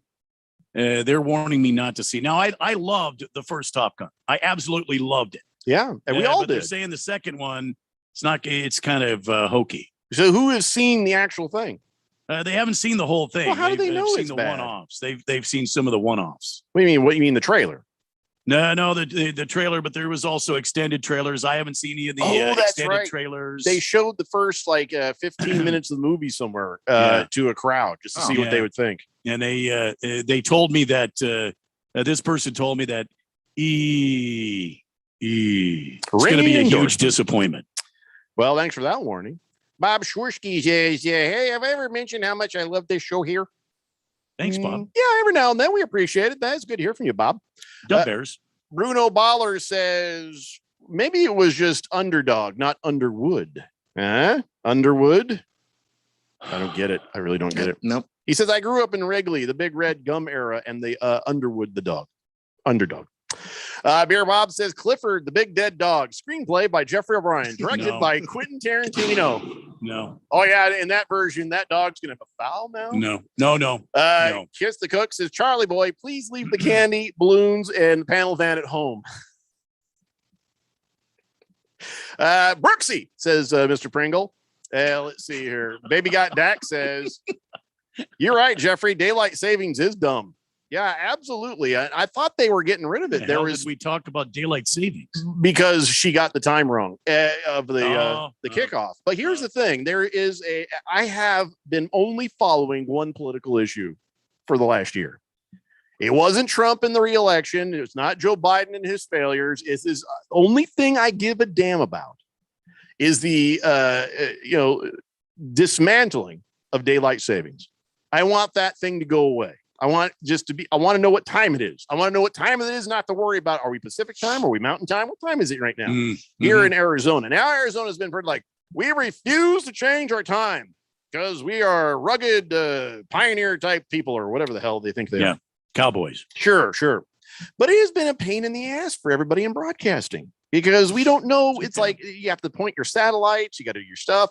And I just was really looking forward to always knowing what time a game is going to start, always knowing, if you had your druthers, and they were going to do away with daylight savings time.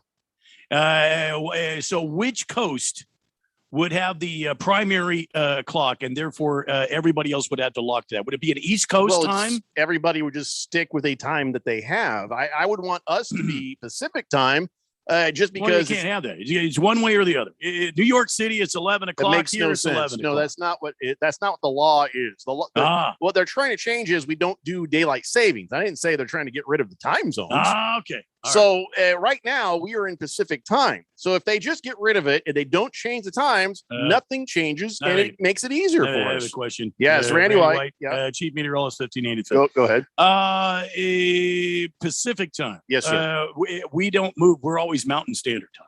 Right, but right now we are synced up with Pacific time. Oh, so you mean they synced up with us then? Right. That's the way it should That be. is one way of looking at it, yes. Well, no, that's the only way to look at it. Really not the only way to look at it. The West Coast syncs up with us here in the big AZ. If the stooges in Washington decide, all right, no more daylight savings, I have a feeling that Arizona is going to say, okay, that's cool, but we're going to be Mountain time, and it'll be a 2-hour difference between us and New York instead of 3. That's all. If I had my way, you asked me if I had my way, I'd rather stay Pacific So you time.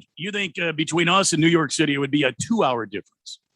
Because it will be, yeah, if we're Mountain time. That's just how that would work. Yeah. Yeah. So, hey, listen, don't mock Randy White. No, because Randy White has lived in a place that doesn't change times. He's never had to deal with it the way we have to. The wheels of my head are grinding away. I'm just pointing out that's just the way it would be. I have suffered where the time changes and tell them about it. Living on the East Coast and having to stay up till like 3 a.m. to watch the West Coast games. Yeah, it stinks, and it's one of the things that we all complain about over there. Is we have to stay awake. It is kind of fun early on in the season, especially college football, because you get to watch the Pac-12 after dark. After dark. Yeah, Pac-12 after dark. But then, after a while, you want to watch, Arizona State. You want to watch Oregon, and it's 1 when the game is over. Right. Yeah. So, nothing you can do about that. Why wouldn't they be 3 hours ahead of us in New York? Because they're 2 hours ahead of us if we're Mountain time. But Chicago would be 2 hours ahead of us. New York would be 3 hours because they're farther east. I don't think you understand how this works. I'll show you a diagram. The good folks in Illinois would not be on the same time as New York City. If we're Mountain and they're Central, and of course then you've got Eastern, and if Chicago is Chicago Central, yes. So then they're only 1 hour ahead of us. New York is going to be 2, Chicago will be 1, and then we will be this time, and of course we will be in the future ahead of California. So then we can make bets then in California about things that happen because we are indeed in the future. Yeah, I think that's a good call. I think that's a good call. Santa Ana, here I come. Especially with dim-witted people like Jeff Bloom, because he'll believe us. It hasn't happened yet, Jeff. You should this make whole that thing bet. is kind of blowing my mind, man. Yeah. Sorry. We'll work it out. I'm here for you. Just trust me. Just trust me. All right. King of Kitten says, yes, sir, Randy. Arizona's always on Mountain Standard Time. The rest of the world has to sync up with us. That's right. Thank you. Do they just kind of? Bruno Baller says, Jeffrey, would you want to be on Mountain Time or Pacific? I prefer Pacific too. Yeah, I kind of just for the simple it just makes my life easier. Maybe not your guys's because of other things that I do.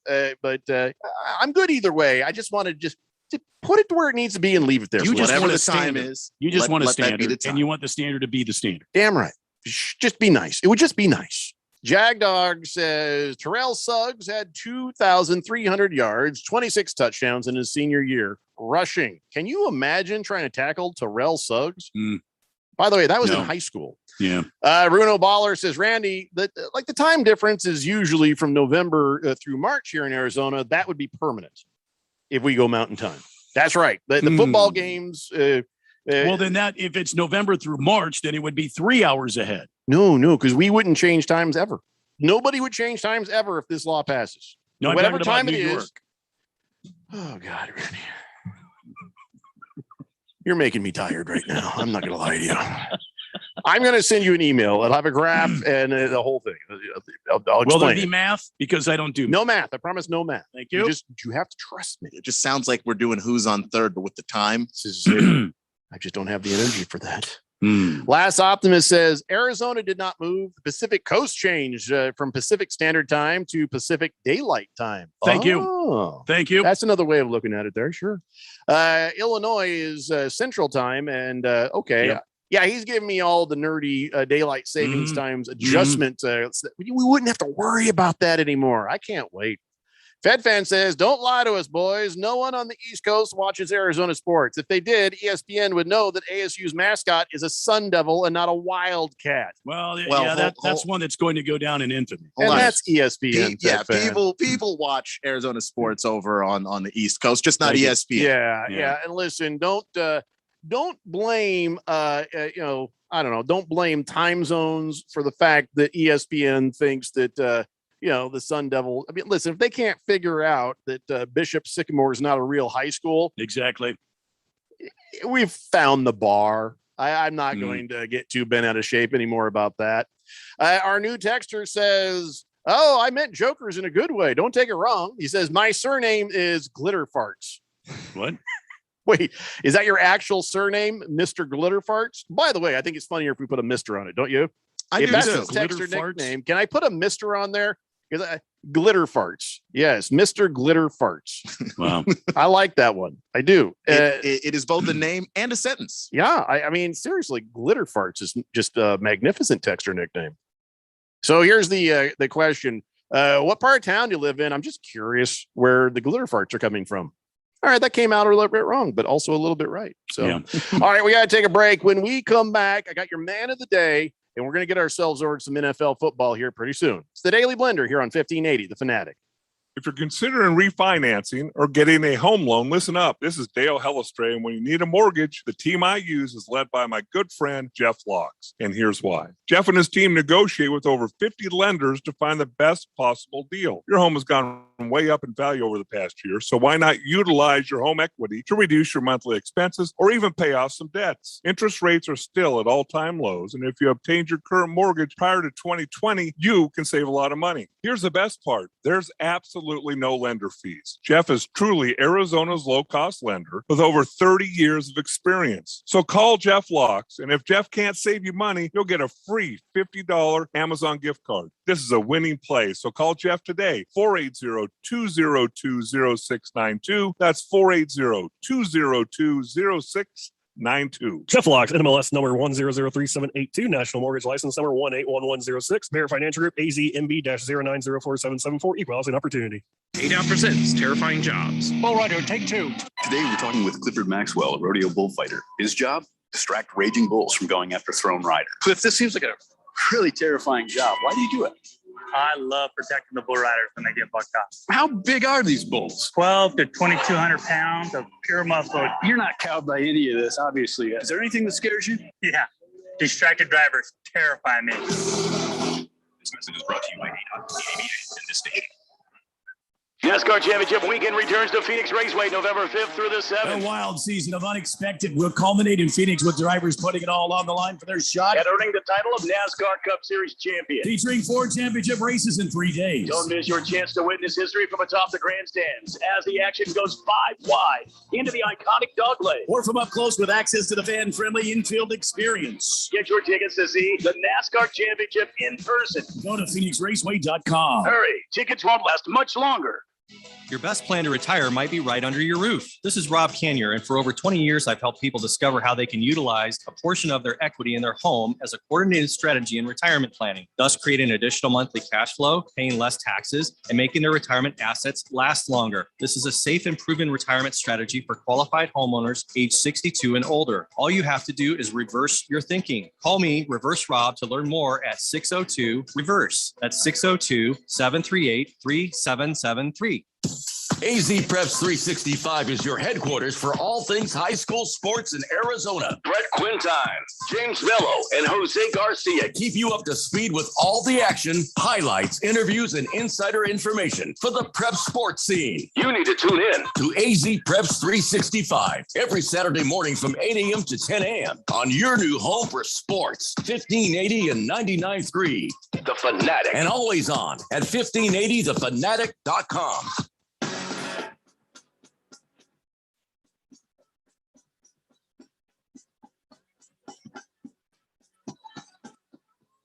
It's the Daily Blender here on 1580, The Fanatic, Arizona's new home for sports. Yes, Baby Got Dak was right. We are exactly 7 days and 37 minutes away from NFL kickoff for this season. And boy, I'll tell you what, very excited. But that also means you got 7 days and 37 minutes to get yourself over to 1580thefanatic.com and get signed up for the Harmon Solar NFL Fan Pick'em contest, where you can win $1,580 if you get first place.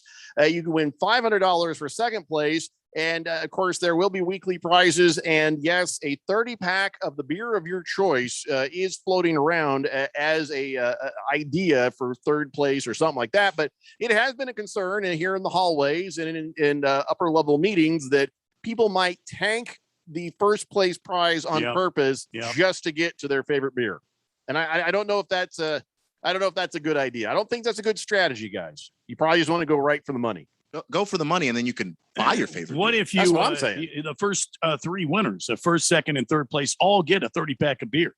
Now we're talking. Well, now you're talking 90 beers, and now you've just put more of a first, chart. second, and third. Well, now Radio Ron's going to take that out of your check because now you've said it out loud. It would feel like we have to do that. So, well, futures. It would be it's like a futures. You get a check.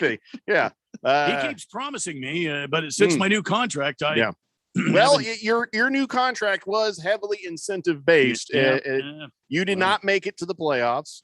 You did not rush for 1,000 yards. You did not catch for 1,000 yards. You didn't throw for 1,000 yards. You didn't get any touchdowns at all. I feel as though none of that is relevant to what I do here at this radio facility. We kind of felt the same way, but let's also remember you wrote up your own contract and you slammed it down on his desk and demanded that he sign it. So, I may have made a terrible errr in judgment. I tried to warn you for quite some time. I'm glad you're finally coming around to understanding this. Is it too late for Randy to hire an agent? Yeah, I'd say so. Yeah, he's in deep. He's in deep. He's going to have to negotiate. I think you'll be all right. I think you'll be all right, Randy. All right. Caliban's cousin says Culp played fit ASU in the 60s for ASU. Curly Culp. Curly Culp. Who also in the 60s? Yeah, played for ASU, then went on to play for the Kansas City Chiefs. Curly Culp. The fact we're struggling to remember him means 1968, as a matter of fact, yes. Well, that just means he's not the best one. But he played defensive end for the Denver Broncos. He may have gone on to the Chiefs as well. Yes. If you're just joining us, somebody asked who is the best NFL player ever to come out of ASU, and of course we struggled because ASU has produced a lot of great baseball players, a lot of great swimmers, a lot of great basketball players. But NFL, there've been some pretty good ones, but not. Here's one everybody will remember from ASU. In 1969, a gentleman by the name of Fair Hooker was a wide receiver, and he played for the Cleveland Browns. Fair Hooker. Yeah, that is, I wonder if it's related to my hooker, Malik Hooker, who was drafted to the Colts, but now he's with another team. So it's kind of sad to see my hooker with other men. Yeah. Boomer Sooner says, "Hey guys, the Sooners start off Saturday against Tulane. It's been moved to from New Orleans to Norman, Oklahoma, 9 a.m. Saturday morning start. So, Sooner. How about a cold brew to go with that Boomer Sooner there? There you go." Colty says, "Hey, what about Bob Horner for ASU? He played for the Atlanta Braves." Bob Horner, yeah, he did play for the Braves. Yeah, Rick Monday, one of my favorites because he was the guy there when those two nut jobs were trying to burn the American flag in the outfield. He rushed in and took that flag from Good him. man, Yeah. good man. Yeah, Rick Monday. He played for the ASU Sun Devils. Purple Nurple says, "Randy, could you play that badass Cardinals promo you made last year to get us ready for the upcoming season?" Which one? I think I had several. Well, you made one specifically that got everybody all riled up and moist. I don't remember, but this was the one season opened with such promise. Yeah, this was the end here. Right? There was the hope of Yeah, a but new that's not the one he's talking Yeah, I don't think that's the one there. Yeah.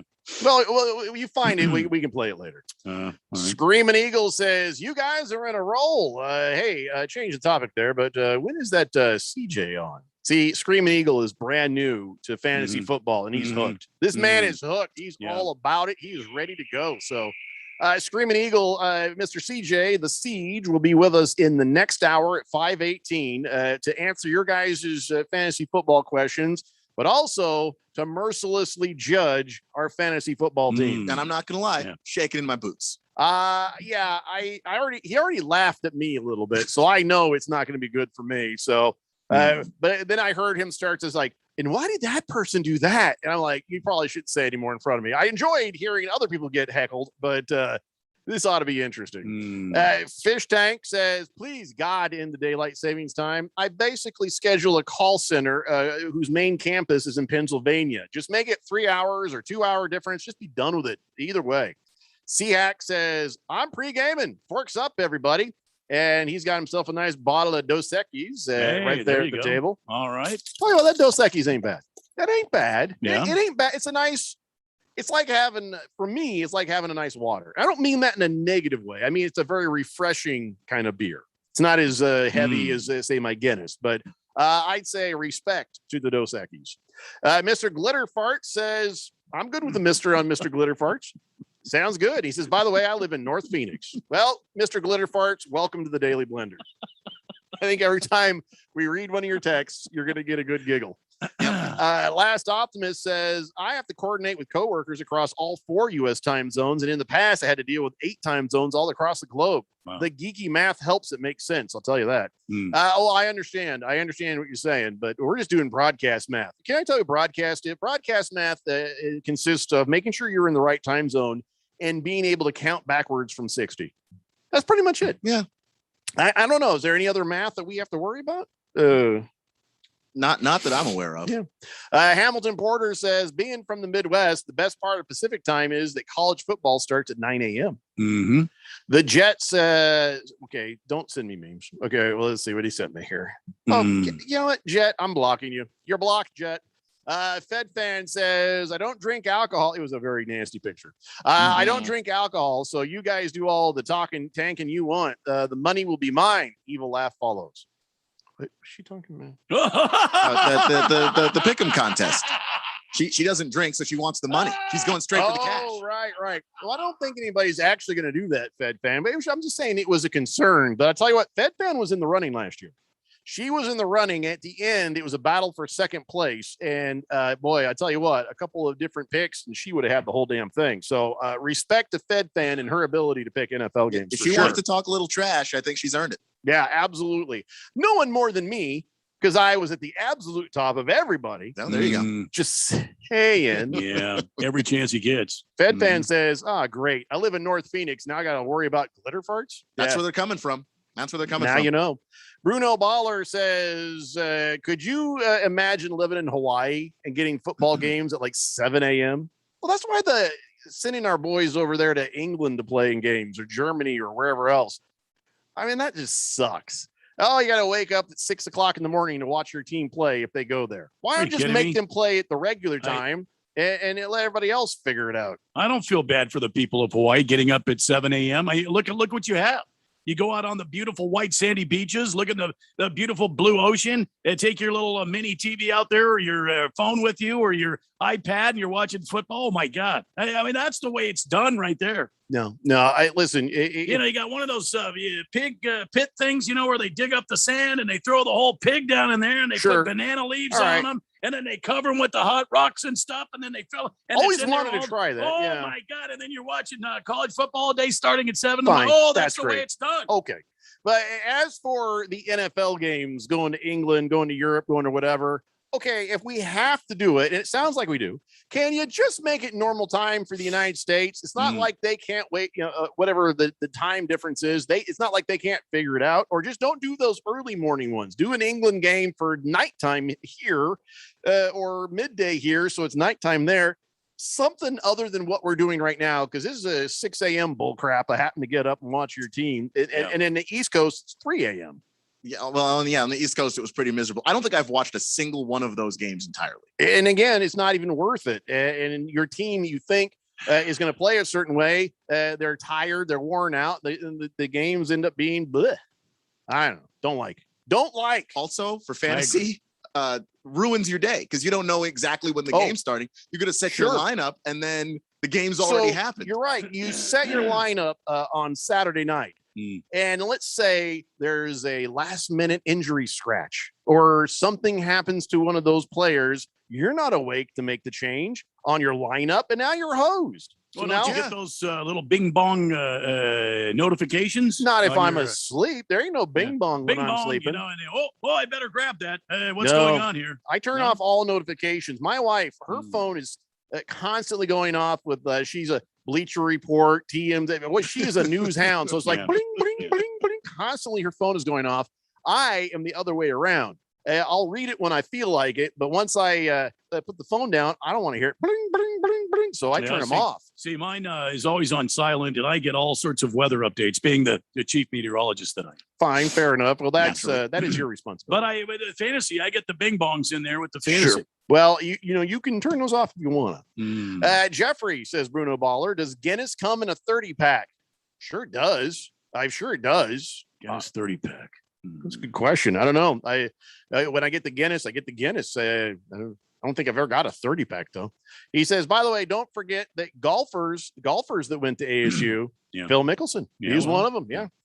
Kiss the Cook says, my uncle JD Hill and cousin Larry Gordon played for ASU. Yeah, JD Hill. That's right. That's exactly right. Very good. Very cool. Oh, I see what you're trying there, Kiss the Cook. I'm not reading the last Very part. cool. Very cool. King Kitten says there is a traffic situation, ladies and gentlemen. Traffic situation. I don't. That's all right. I've got this. Newsflash. This is breaking news. Breaking news, ladies and gentlemen, from the 15A, the Fanatic Traffic Center. They got a bad accident in Scottsdale. You'll want to avoid the intersection of Frank Flake, Boulevard at Flell, Flowed, and Flosdale Flowed.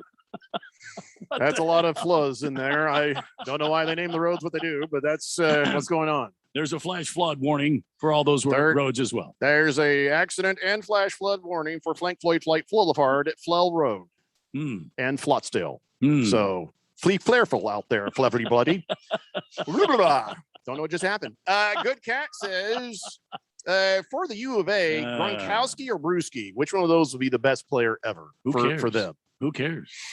If we have to compare those two, who coincidentally both their names end in an I. Yeah, Teddy Bruschi,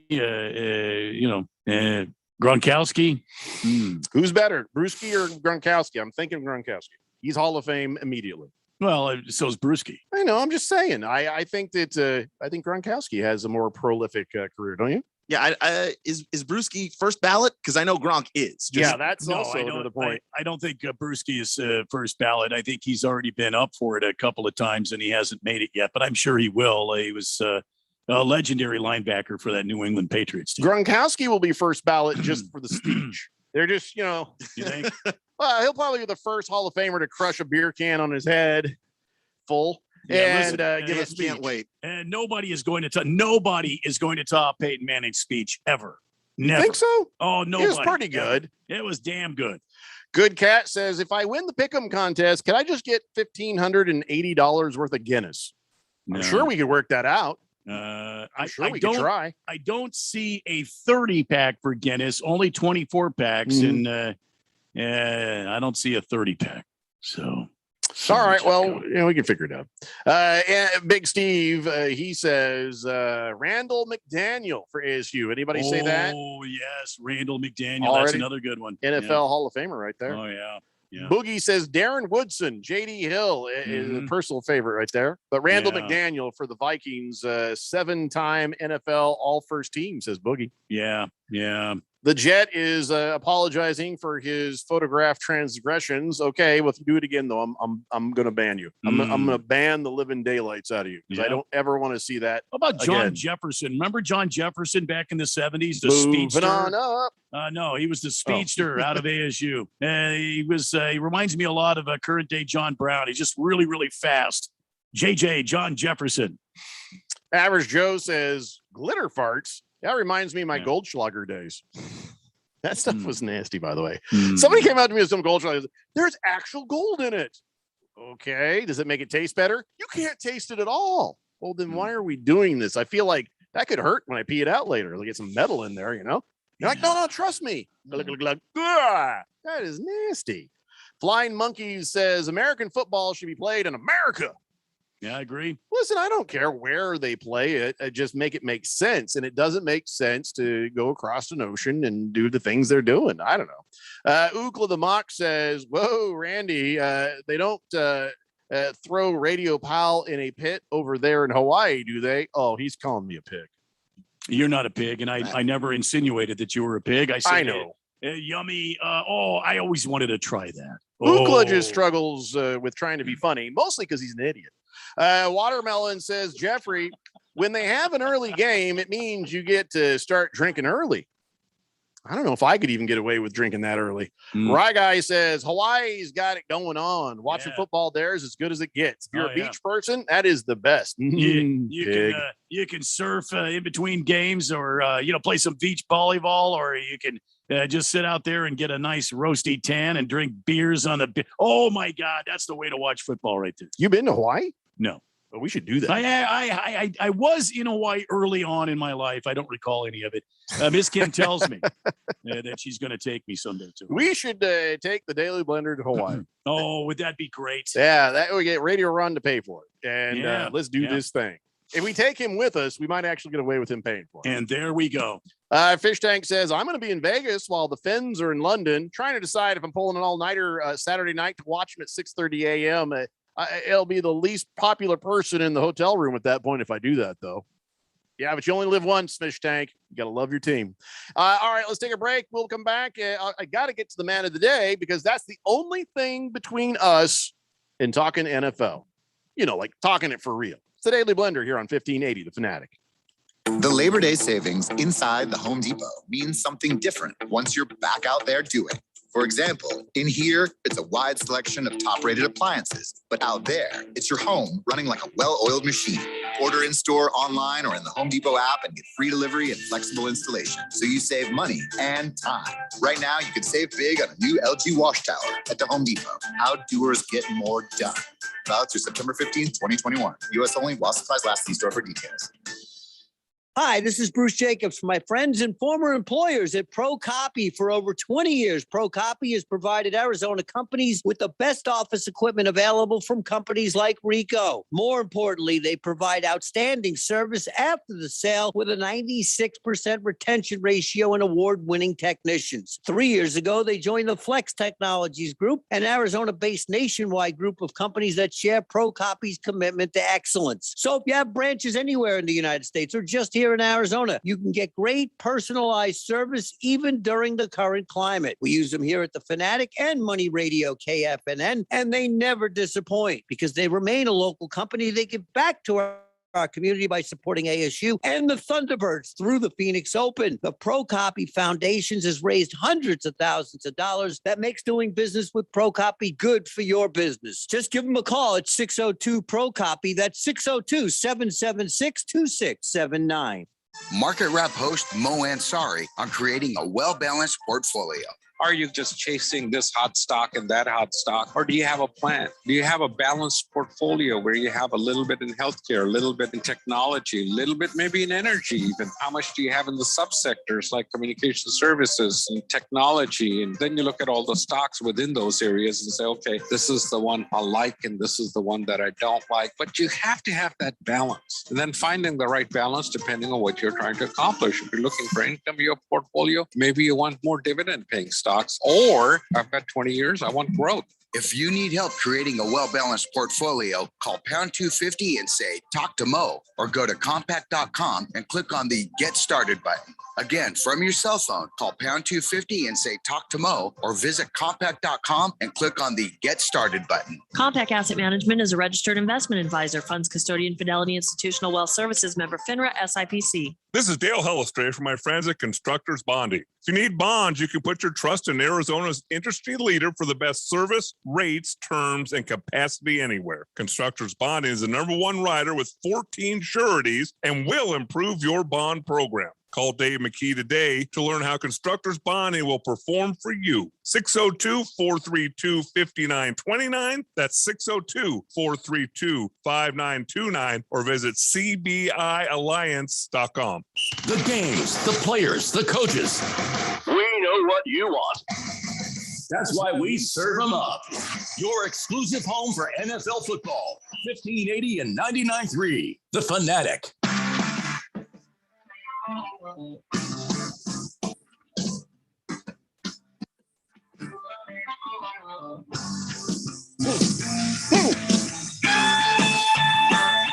Today, the Blender here on 1580, The Fanatic, Arizona's new home for sports. Good Cat says, Dear ProCopy, please hire Bruce Jacobs back. Sincerely, the ears of the fourth dimension. Oh, come on. Yeah, come on, man. He says, by the way, today was my last day of work. I've been at the bar since noon. Cheers, everybody. Wow. That's right. Where are you headed next, Good Cat? I won't read it on air if you don't want me to, but I'm kind of curious. Rye Guy says, hey, listen, if you knuckleheads go to Hawaii, I'm totally going to go. Let's do this. You're dead a long time, fellas, so you might as well enjoy it now. Wow, that was a little bit dark, but yeah. Dead a long time. That's the darkest way to say you only live once. Yeah, yeah. He YOLO'd us, but with a very dark thing. You guys think that's dark when you're talking about making a movie of the killing of the Clifford the Big Red Dog by being hit and blood and guts flying all over the place, and you think a guy texting into this program saying you're dead a long time is dark? Are you kidding me? By comparison to YOLO, it's a little dark. You do have a point there, Randy. We did set the tone for this. Not dark for me, but I'm just saying. You only live once versus you're dead a long time. Both are true, but one is fun sounding and the other one sounds like something that death might tell you in a Scrooge movie.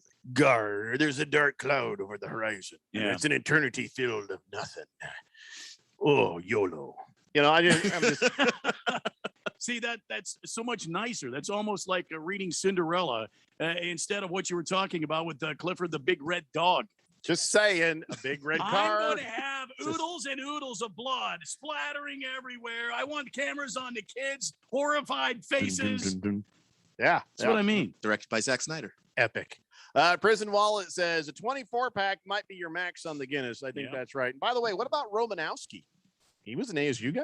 Bill Romanowski? I don't recall that. Hamilton Porter says, what's that about Teddy Bruschi? Nothing. He's fine.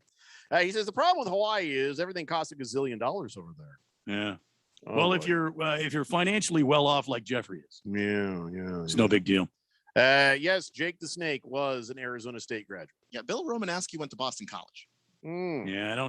So what about him?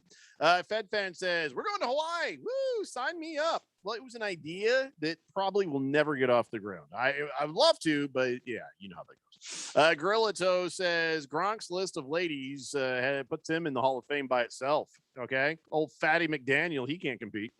Bruno Baller says, what is Randy in his 20s when he went to Hawaii and doesn't remember anything? What is that all about? No, I was born. I'm an Air Force brat, so my dad was stationed in Hawaii, and I spent the first couple of years of my life over there, the toddler, and came back to Phoenix. I've been here since 1966, and I have never been to Hawaii since. King of Kittens says Todd Heap made a leaping end zone touchdown reception, similar to J.J. Jefferson's catch. Yeah. Just saying. There you go. All right. Okay. Enough of this, guys. It's time now for your man of the day, because once I get past this, we will be able to talk some NFL football. All right. So first, I just got to say, I used to fish for these kind of fish when I was up there in Oregon. Because so I don't know, Keon, you probably don't know much about me. I was born in Colorado, but I spent the first part of my childhood living in the forests and rivers of Oregon, and playing and running through the woods and having BB gun fights. And it was just a great place to be a kid.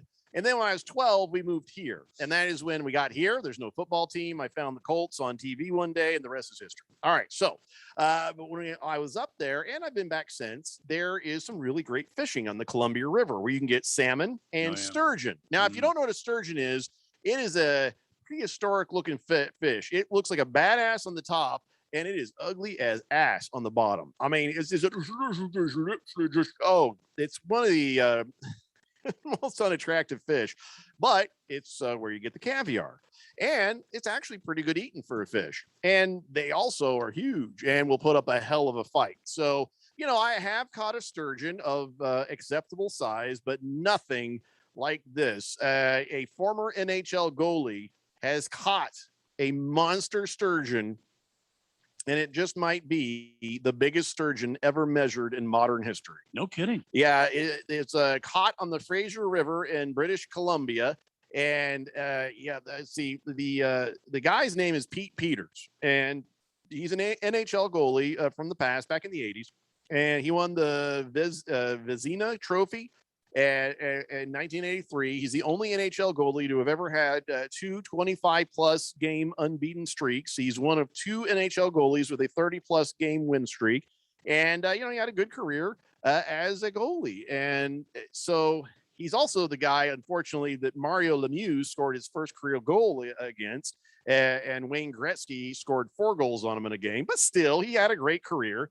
And now he's just out there fishing with some people. There's a company called Sturgeon Slayers in British Columbia, and they go out there and they caught this fish.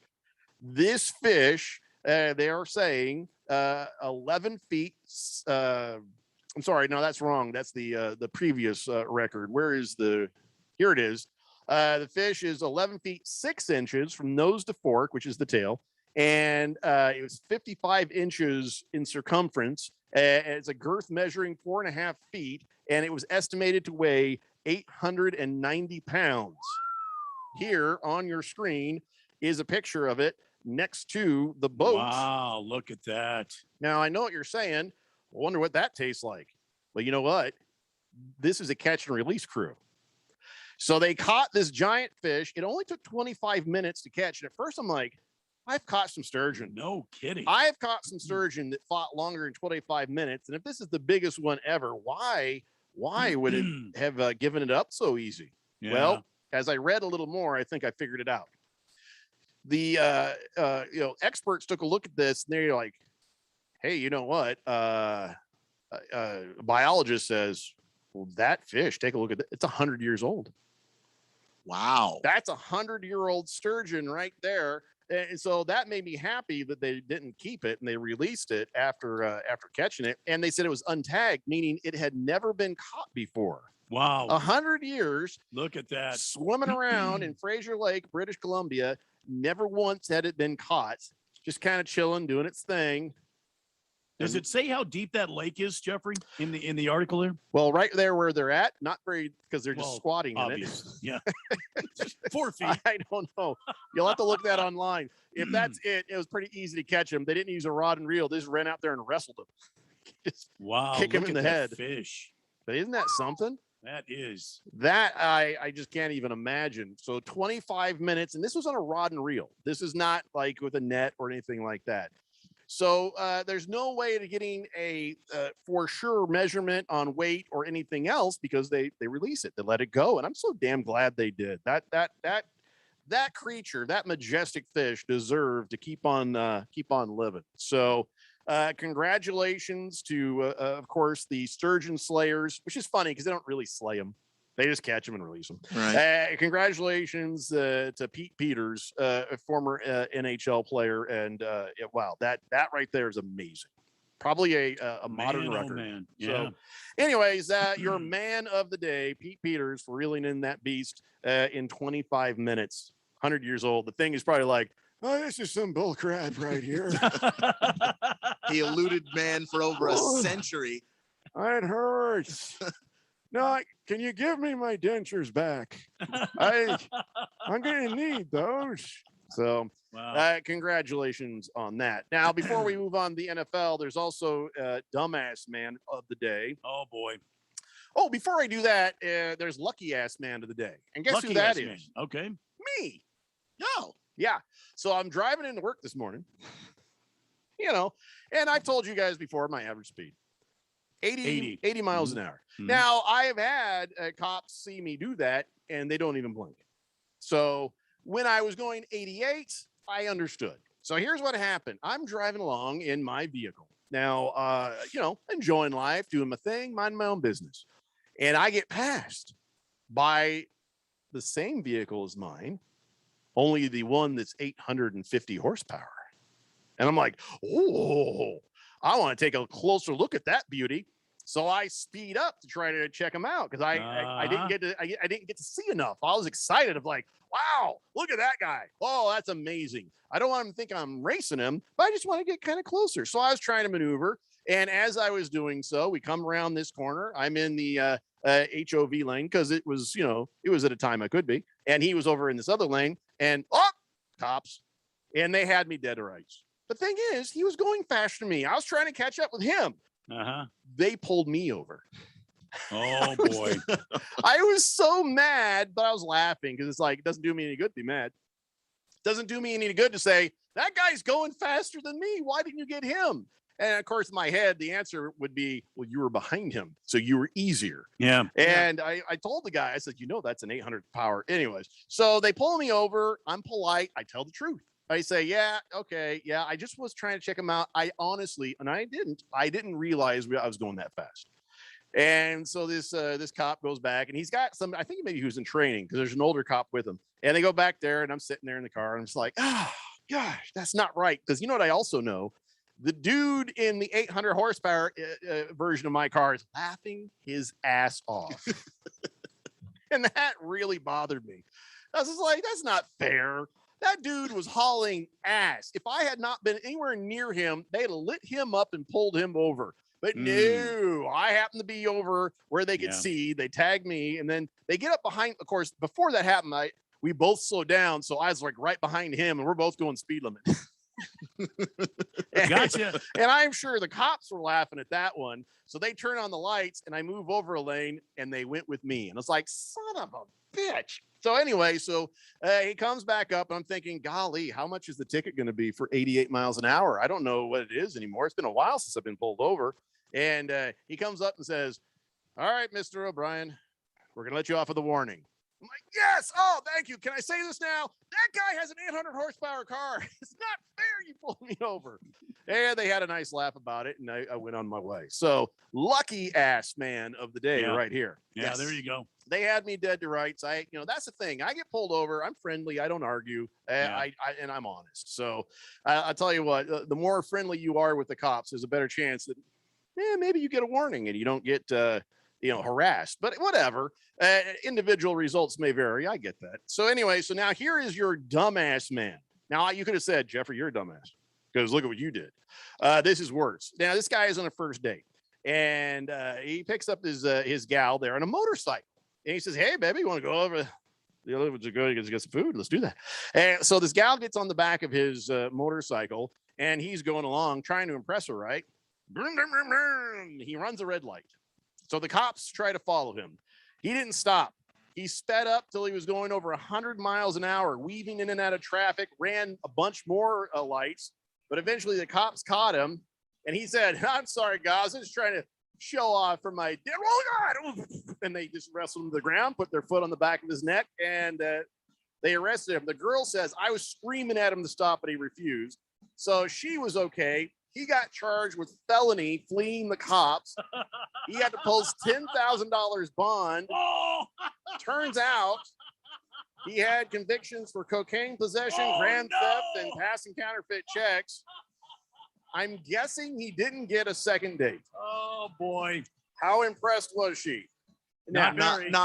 Yeah. Yeah. Dumbass man of the day. All right, guys, we come back. We're talking NFL and fantasy football fun. Get your questions ready for the Siege here on 1580, The Fanatic. The Labor Day savings inside the Home Depot means something different once you're back out there doing. For example, in here, it's a wide selection of top-rated appliances, but out there, it's your home running like a well-oiled machine. Order in-store, online, or in the Home Depot app and get free delivery and flexible installation, so you save money and time. Right now, you can save big on a new LG wash tower at the Home Depot. How doers get more done. Valid through September 15, 2021. U.S. only while supplies last. See store for details. Your experience matters. At University of Phoenix, relevant life experience and eligible transfer credits can help you earn your degree faster and for less.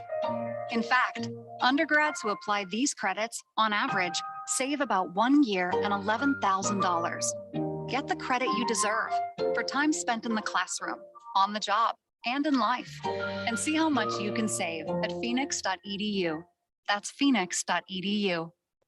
If you're considering refinancing or getting a home loan, listen up. This is Dale Hellestray, and when you need a mortgage, the team I use is led by my good friend, Jeff Locks. And here's why. Jeff and his team negotiate with over 50 lenders to find the best possible deal. Your home has gone way up in value over the past year, so why not utilize your home equity to reduce your monthly expenses or even pay off some debts? Interest rates are still at all-time lows, and if you obtained your current mortgage prior to 2020, you can save a lot of money. Here's the best part. There's absolutely no lender fees. Jeff is truly Arizona's low-cost lender with over 30 years of experience. So call Jeff Locks, and if Jeff can't save you money, you'll get a free $50 Amazon gift card. This is a winning play, so call Jeff today, 480-202-0692. That's 480-202-0692. Jeff Locks, NMLS number 1003782, National Mortgage License number 181106, Bear Financial Group, AZMB-0904774, Equal Housing Opportunity. Football is starting soon, and your exclusive home for the NFL and Super Bowl 56, The Fanatic, wants to make your business a part of the action. Advertise your business on all the primetime NFL games, Monday, Thursday, and Sunday during the regular season. Here's the game plan. Your custom-produced radio commercial will air 2, even 3 times in every game. Plus, your business is branded during dozens of weekly NFL promos on the station, stream, app, and website. And you'll get commercial reads live during our morning and afternoon drive shows each week promoting your business. Don't forget about special teams. Your business gets 5 extra daily spots throughout the week and matching spots on our live stream website and on the 1580 The Fanatic Sports app. Plus, you can play defense against your competition and lock them out with our category exclusive option play.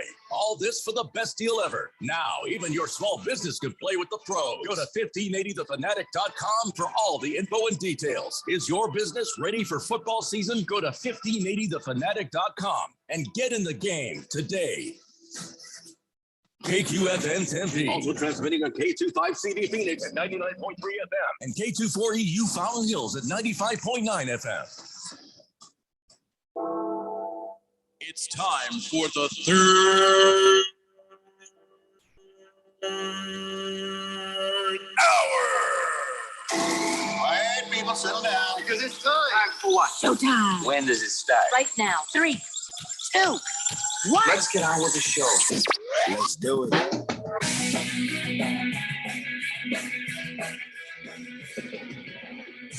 All right, everybody, it's 5 o'clock here on the Daily Blender. I'm your good friend, your radio pal, Jeffrey O'Brien, alongside Randy White. We got Keon Rose pushing the buttons, and you guys are on the Fanatic text line, 888-368-1580. Have your questions in mind. Don't text them in yet. But have your questions in mind. If you do have any fantasy football questions for our fantasy football expert, The Siege, he'll be with us in the next segment. So be ready for that. I don't know why anybody'd have any fantasy football questions right now, to be honest. Nothing's happened yet. I kind of feel like that's a better question for, I don't know, next week. But, you know what? Everybody's told me how wrong I am about that. Yeah, so people are they're trying to get their strategies in line, trying to make sure that they have a good first week, that good first step. Yeah. He already made a mention of something that was absolutely wrong with my lineup, and it's kind of like, why are you gonna hurt me? So, he will be honest. He don't care. I'll tell you that much right now, and he's here to help. So, you get help from a guy like that, a guy who's won like 16 championships. Yeah, you do well to listen. So, 888-368-1580. You're ready for that. All right, are you ready, Randy? I'm ready. Let's talk some NFL. Let's do talk that. some NFL. Let's do it. Football. Yes, sir.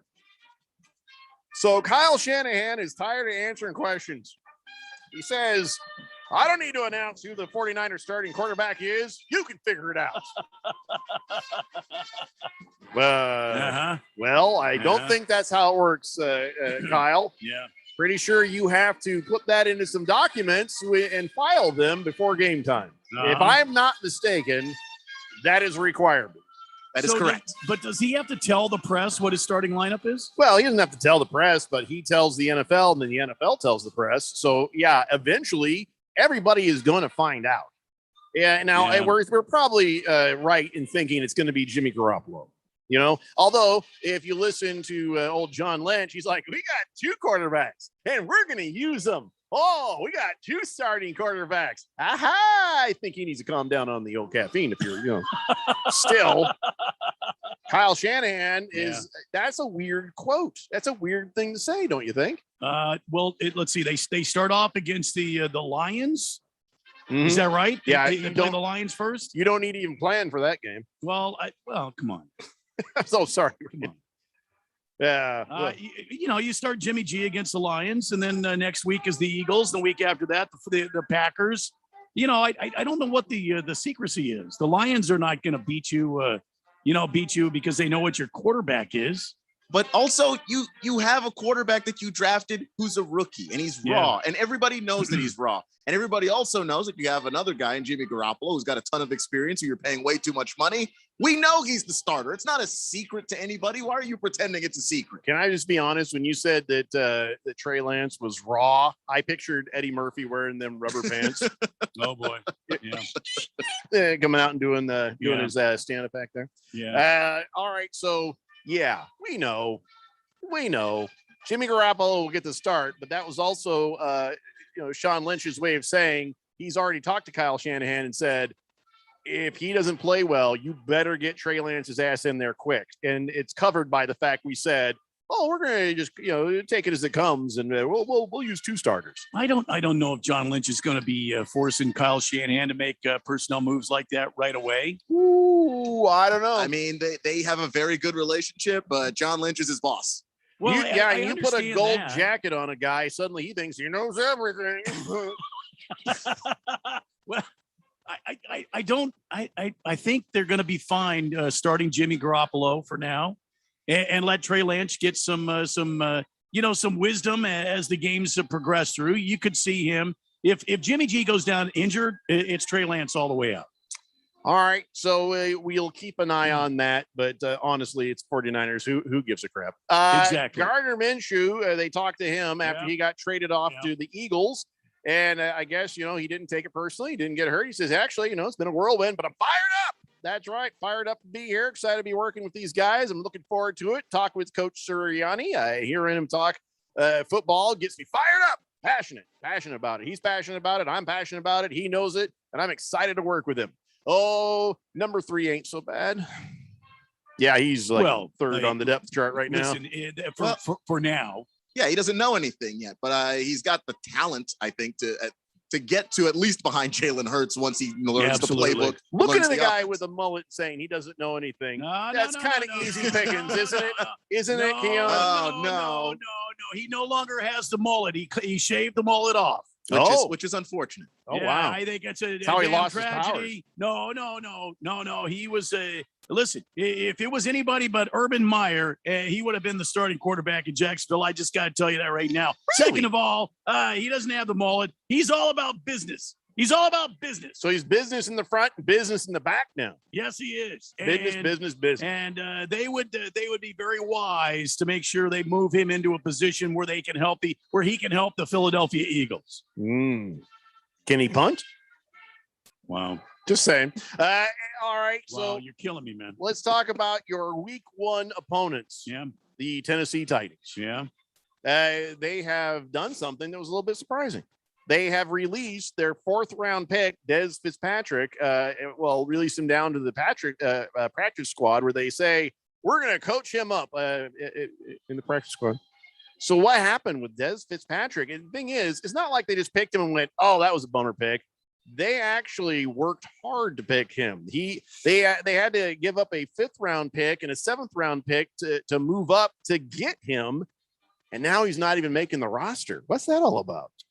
Well, I have to believe this kid has got raw talent. He came up with all the abilities, all the God-given talent, and he just doesn't he needs more time to kind of simmer. You know, it's kind of like a kid that's a 5-tool player. The only problem is he can't hit the breaking pitch. Somebody needs to get fired in So that scouting crew. You should have seen that coming, Randy. You keep firing breaking pitches at this kid. You keep coaching him up. And eventually the guy comes in and suddenly he's hitting, 290 and he's a terror hitting the breaking pitch or the 4-seam fastball. It doesn't matter. I think that's what they're doing with this raw talent. The general manager, John Robinson, did say that it takes some guys a little bit longer to transition to the pro game. Yeah. And they did draft Corey Davis once upon a time. And even though he was a 1st rounder, Corey Davis had a little trouble with the drops. They coached him up. Corey Davis didn't have trouble with the drops after a couple seasons in the NFL.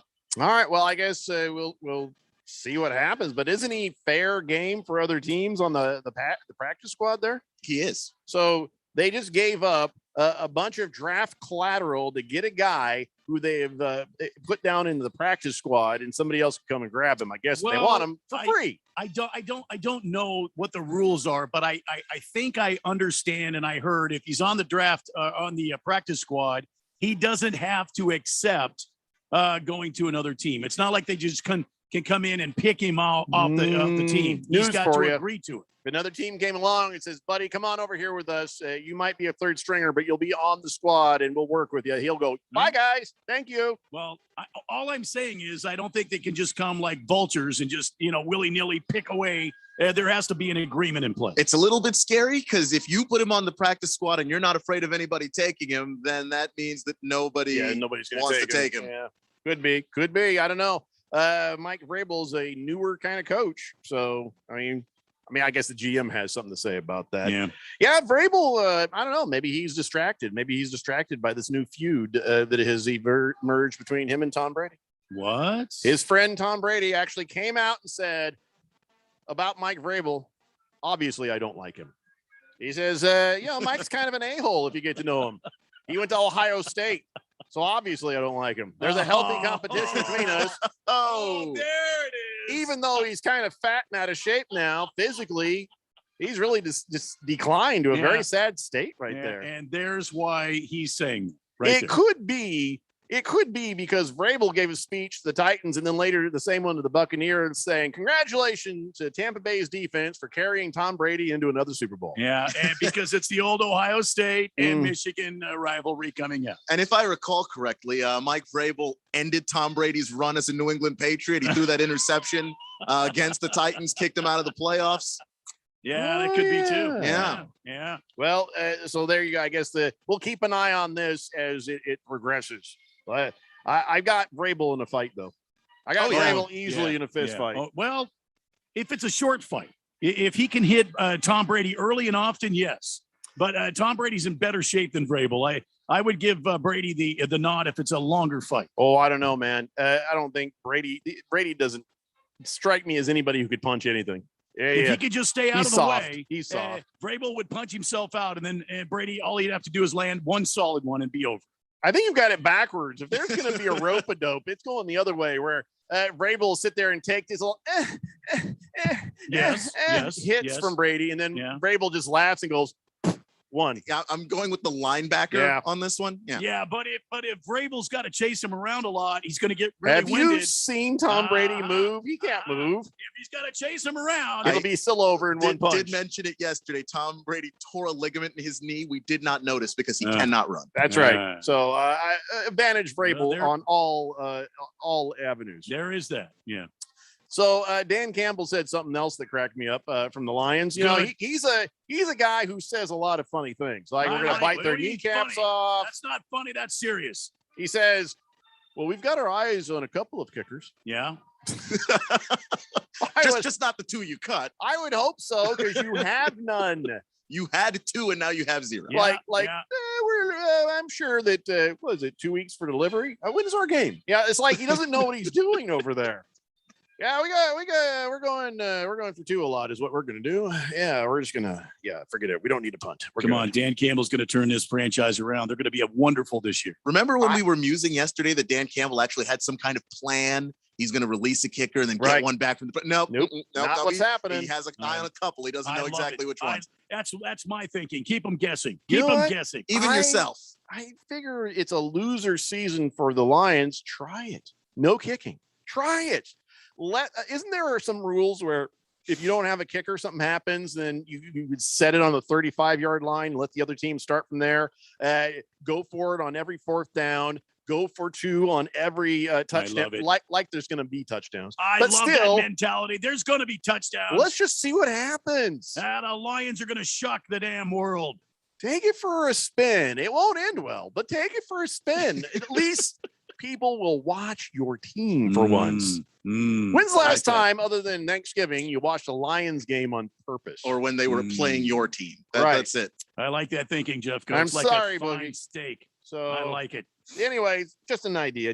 Forget kickers. Just put a punter. Stay over there away from me and only go in when I need you to punt. Other than that, don't talk to me. So Simone Biles is going to need a new boyfriend, I guess. Uh-oh. Yeah. Well, she's been dating this guy, Jonathan Owens, and he was on the Texans, but he got cut. They had to get down to 53 players, and they cut him. And so you know how it goes. Famous athlete. Practice squad athlete? Yeah, she's going to need a boyfriend now. Well, I don't know that that's true. Wait a second. Now, wait a minute. How old is she? Or are you too old for her, Keon? You're single. Simone Biles is 24. Yeah. Oh, no, that's within range. Yeah, there you go. Yeah. Do you think she's cute? I do. Oh. Yeah. We got to get Keon and Simone Biles together because he's an employed radio talk show host. Famous athlete and radio talk show host. Of course, that's going to be a match made in heaven. Why not? Is that they're not competing with each other? I know you too well. I know what's going to happen. Hey, so Keon, what did you and Simone do last night? Did you guys go out? Give us a dirty drop here. Let us know what's going on. She's a gymnast or something. I don't care what she does. I'm just looking out for Keon here. Don't do it, Keon. If he likes her, I think that he'd be a better fit than some dude on a practice squad. You got the advantage, Keon. Take it. Obviously, if I've got the edge, I mean, I'm clearly going to run with it. Simone Biles, very attractive. Yeah. So good luck, Jonathan Owens. We'll see you. Keon Rose is in town. Keon, just watch out for Jeffrey. He's going to be asking. So, I don't want to know any details. What'd you guys have for dinner last night? Why would I care what they had for dinner? What are you talking about? My wife is an amazing cook. I don't care. I know you. Yeah, no, it's not about your wife or anything else. It's about come on, do us a favor. We hooked you up with Simone Biles. Come on now. Who gives a crap about Simone Biles other than I was trying to set her up with Keon? I don't care about her. We need to scoop TMZ and the rest of those flea bag organizations. Because I've never been that way. You know that. Simone Biles knows she is a famed listener of the Daily Blender. Yeah, well, a lot of celebrities are. Boogie says Lions are going to shock the world, Jeffrey. But yeah, so far they're doing a great job of it. Daylight Drew says Sun Devils win by 35 tonight, and the Cats will lose by 35 on Saturday. Who are they playing, by the way? Who? I don't even know. They're playing anybody. He says, by the way, I always liked it better when ASU and U of A were equal, but well, that's probably 3 years away. And I'll take an IPA. Thank you very much, Randy. Little IPA for Daylight Drew. Little IPA. Let me get over there. And U of A plays BYU. Oh, that ain't even fair. That ain't even fair. Oh, BYU is going to wipe them off the bottom of their shoes when they're done. Yeah, go BYU. Average Joe says players on the practice squad can be signed by any other team unless they're one of the 4 players that teams are now allowed to protect weekly from Tuesday through Sunday ahead of a game week. So there you go. Thank you. I did not know that. Thank you. Yeah, Last Optimist says, yeah, actually, no, they can protect 3 players in the practice squad. I see. When you see protect, though, those are guys that, okay, you can't talk to these guys. Doesn't there still have to, the practice squad player still has to say yes, right? I mean, it's not like these vultures can just come flying in and just start picking guys up. You're coming with me. You're coming with me. I just thought they just hug them and hold them tight. Don't give up. So I got a little Kate Bush on you there, didn't I? Just a little. Big George says, to be fair, when I was in Hawaii in May for my honeymoon, gas was a full $1 cheaper than it was in California, and the prices for goods at Costco were on par with the prices of goods in the mainland. Thing that was more expensive, gallon of milk. I was shocked to see when I went to the store, the milk they were selling in Hawaii was from Yuma, Arizona. Huh. Who knew? Thank you for that, Big George. Dropping the soap says, I think Kyler Murray can date Simone Biles, but she might be a little tall for him. There's your flag right there. You don't know that that's not accurate. I don't know if that was a fair flag or not. Yeah. No. So Simone Biles is 4'8". That's a fair flag. Okay, she's taller. King Kenton says U of A. There's one for you. Is playing the BYU at Raiders Stadium. Oh, really? Why? In Las Vegas. Why is that? Why don't the mighty Chalupa Cats play the Mormons in their home stadium? It's usually for recruiting. You go out and you play in a big stadium, in an NFL stadium. You make the players feel important, and then all the recruits go, yeah, look, you bring them, you invite them to games to watch, and you're in Vegas where the Raiders play. Gotcha. The Jet says, do you guys know the average salary for a practice player? $83 a day. I just made that up because I don't know. Jag Dog says $3.35 an hour. There you go. I think Trey's finger injury is more serious than they're saying over there in the 49ers. Yeah, that's a good point. A little chip bone is what they said. But they said he was doing better. Big Steve says practice squad players will go to a team that wants them. Have to go. All right, that makes sense. Blissful Hay says, speaking of short fights, how would Kyler Murray do in a short fight?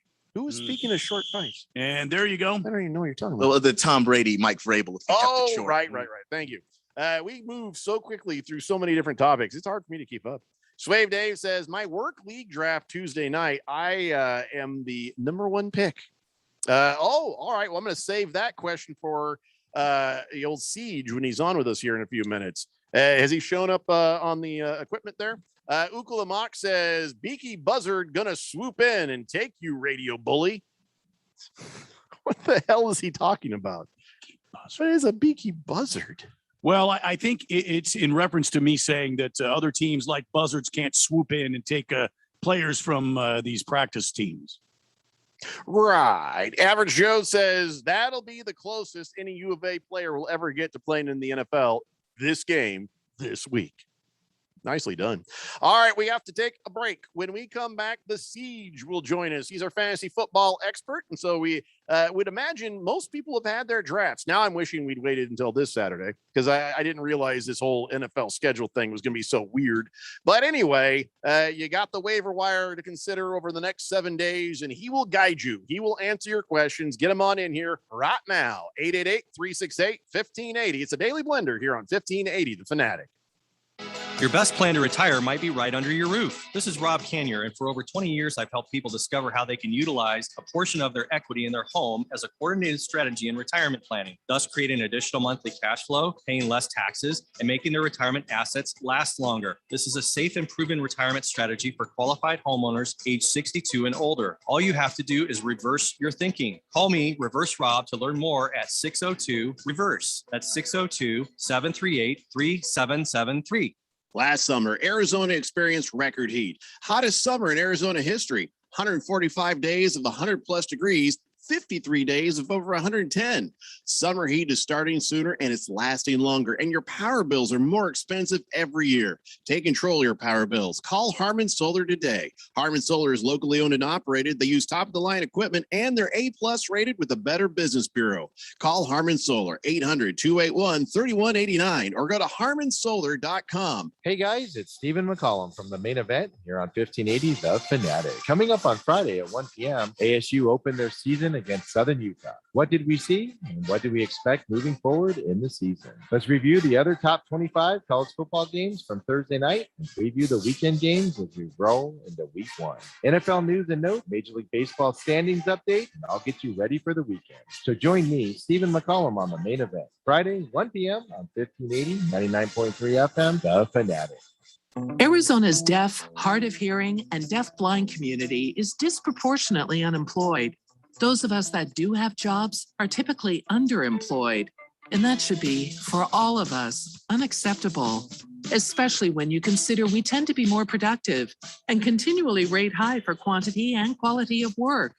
To learn more about the Let's Get to Work initiative, visit changeyourperception.org, sponsored by the Arizona Commission for the Deaf and the Hard of Hearing. Hey guys, Jeffrey O'Brien here. Listen, when we're all working on our shows here at The Fanatic, we're totally focused and we don't want to worry about the other things. You know, like the technology that runs our station. That's where Affinity Technology comes in. They run all our IT so we can focus on what really matters, our business and our listeners. These guys handle literally everything. If it plugs in, they work with it. They've saved us tons of money and have kept us focused on what really matters. Affinity Technology, they can do the same for you. Go to atechaz.com. Be sure and tell them I sent you. Last year, nobody knew what to expect. This year, it's an entirely different story. New rookies, new leadership, new expectations. The NFL is back, and it's exclusively on The Fanatic, including playoffs and the Super Bowl. You won't hear it anywhere else. Your home for the NFL, 1580 and 99.3 The Fanatic, Arizona's new home for sports.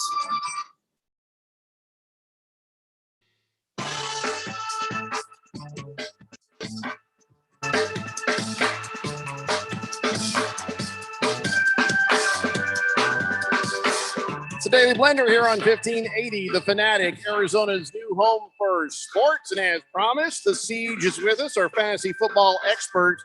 I kind of feel like it's a little bit early for fantasy football questions and advice. Probably would have been better before the draft, I guess, according to how badly I did. But a lot of you guys are working the waiver wire already. And I don't know, Siege, am I wrong to think that it's weird to see people dropping people, picking up people, trading with people? Is it too early for that? Or am I just missing this boat? I would recommend that you start doing it. Oh, you're a little bit hot on your side there. Yeah, go ahead and turn down your volume a little bit. Yeah, that was basically a pretty good dig on my team, I guess. I guess, according to him, as he looked at our draft, it's not so good. Are you there, Siege? Everything okay? Yeah, I'm fine. Can you guys? Is it still so done? Yeah, it just sounds very different than when we tested it earlier today. I don't know. I didn't touch it. I don't know what's going on. Well, tell you what, Randy, he is the Kraken. Why don't you start telling him about his team? The Kraken. Yeah, because he's a kind of a newbie when it comes to fantasy football. And while you guys talk, I'm going to go in the other room and check a thing. Yeah, I mean, pretty solid. Certainly better than some of the other teams I saw. Having to start Sony Michel, not great, but yeah, I think that, you know, your wide receivers are good. Kittle's an elite tight end, so you should contend. I think that'll be pretty solid squad.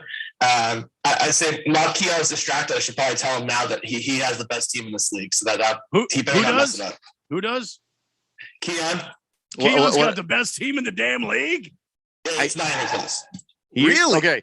Hey, Siege, I need you to turn your microphone down a little bit. I think that will. Well, till you stop sounding like that. Okay. It's like it's coming through very harshly for some strange reason. So okay. How about now? Still bad. Still bad. I love doing this on the air. So, you know, Keon they tested it earlier. We did. We tested this earlier. He sounded fine, and now all of a sudden it's just It's like over modulation coming our way there, Siege. Yeah, I can't go much lower because then I won't be able to hear you. Well, no, you don't turn us down. Turn the microphone down. Yeah, right. That's a correlated event. Hold on, let me tweak. It's a USB mic. USB mic. So if he turns down his microphone, he can't hear us? Probably because it's a two-way volume, probably. Well, crap. We may have to get on the phone because that doesn't sound good at all. Big George is saying, I feel like the Siege is talking, through the Jack in the Box drive-through microphone. Don't worry, Siege. We're going to get this figured out. Well, no, we're not. He's going to have to, Siege, you're going to have to go ahead and let's go ahead and bring him down on that channel. Can you call us on the telephone, please? Or just call him 888-368-1580 there, Siege. Yeah. We did. We had it sounding nice earlier. Don't blame me for this. I don't know what's going on. Nobody's blaming anybody. I really don't want to talk to him anymore, to be honest, because of what he said about how Keon has the best team and how my team is garbage. Well, listen, he said I had a good team. I'm very encouraged. I didn't know what the hell I was doing. Yeah, I was guess talking you did to you all right. just a few minutes before we were drafting. Yeah. Yep. I guess I gave you good advice, and you sure did. Didn't listen to my own or something. Let me know when we get him up on the line there. Is he calling us or are you calling him? You got his number in there, right? Yeah, you guys figured it out. 888-368-1580. Siege is saying, what's the number? 888-368-1580. Hold on, guys. Oh, sorry about this. Watch for the phone. 15. Here it comes. There goes. I just sent it to him. She Skulls Burner says, hey, Siege, can I get 2 Jack in the Box tacos, a Diet Coke, please? All right, we've got him on the phone. Siege would have said, please pull forward to the next drive-through window. Yeah. All right, Siege. Are you there? Yep. Oh, hello? The delay. Yeah. Stop listening to the computer and just listen to us here. Just only talk to me on the phone. Oh, brother. This is N2 Speed. I'm pranking you. Oh, damn you, Into Speed. Hang up on him. Gosh. And ladies and gentlemen, N2 Speed is just I need to made the give Daily you. Blender. I got to give you his phone number, I guess. Oh, damn it. I don't know. Is anybody else calling? Yes. Let's just try it. Hi. Is it on? Oh no. I think I lost him. He's got to call back. Boy, this is going swimmingly. I came in early. You did. I can attest to that. Yes, you Everything sounded great. And Yeah, to I'm make sure that nothing changed, I said, let's leave that channel right there. The magic of live radio, ladies and gentlemen. This is it right here. This is what goes on behind the scenes when the mics are generally Don't on. apologize to him. This is his fault. Lost Toby says, hey, I can hear y'all on the radio in Flagstaff. Who are we calling? Siege. All right, we've got Siege on the phone now. Yeah, all right, for real this time. All right, hey, all right. Let's see how this goes. Hi, Siege. How are you guys? Is this any better? Probably not. Well, better than what we just had. Yeah. So that's bizarre. Something went horribly wrong with your equipment because we said it all sounded good earlier. So, anyways, all right. So back to what we were talking about. So to recap, my draft was hot garbage. Randy's was pretty good, and Keon's was just sort of silent but deadly. The best draft of the Premier League. I mean, he's doing fantastic shit. If he can find a way to get a quarterback, he's got some fantastic players on his bench. So nobody in the Premier League give him a quarterback. Nobody give Keon a quarterback, no matter what. Sorry, go ahead, Siege. I was going to say, his backups versus everyone's starters would probably be a fair fight. Dang. I looked. Really? What are you seeing that because I went and looked at when after the draft, and I thought he had a moderately decent draft, but what am I not seeing? What are you seeing in his team that I don't see? I mean, he's got 3 stud running backs, Eckler, Robinson, and Clyde Edwards-Helaire, all going, in the top 3 rounds of high stakes drafts right now. Then he followed it up with Mark Andrews, another guy that we typically see in the top 3 rounds. He's got Gus Edwards, round 4 guy, and then he's got 3 awesome wide receivers, Lockett, Ayuk, and Chenault. And honestly, Claypool's probably right there as well. So yeah, he's in pretty good shape. There you go. Keon, did you realize you'd had such a killer draft? I felt really good about my strategy, which was just to go really hard on running back early.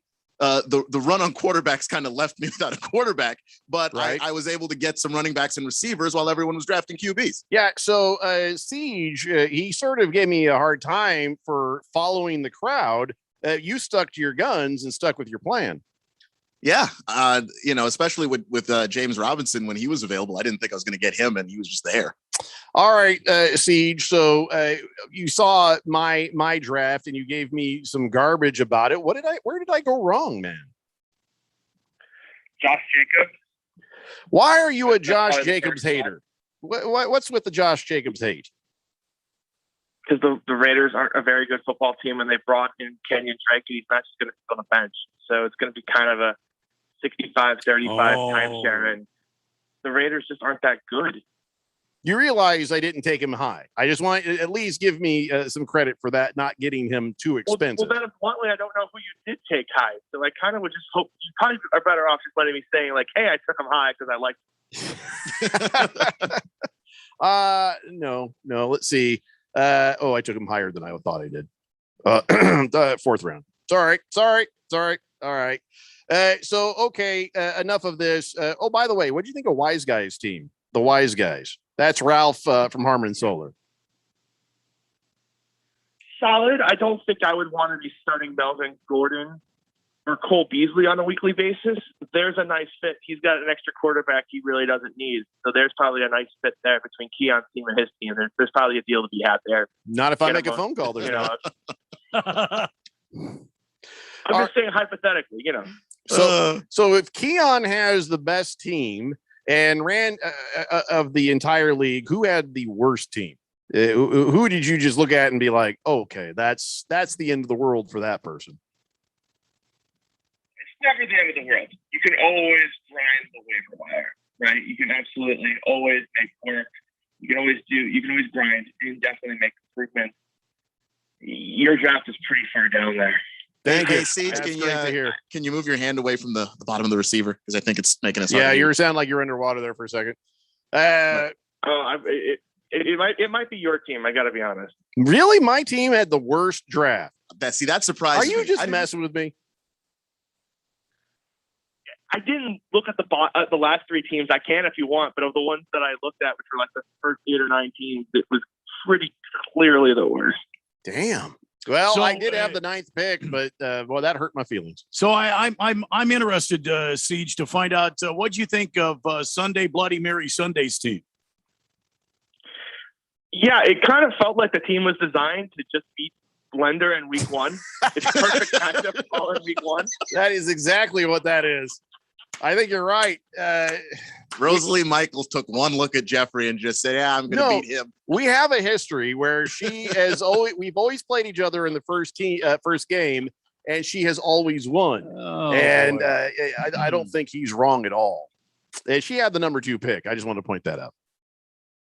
I for sure, but it's I see Dalvin Cook at Cincinnati, Raheem Mostert at Detroit, DeAndre Hopkins against the Titans, and yeah, that's just going to be a lot of fantasy points for you to come back from. All right. Well, okay.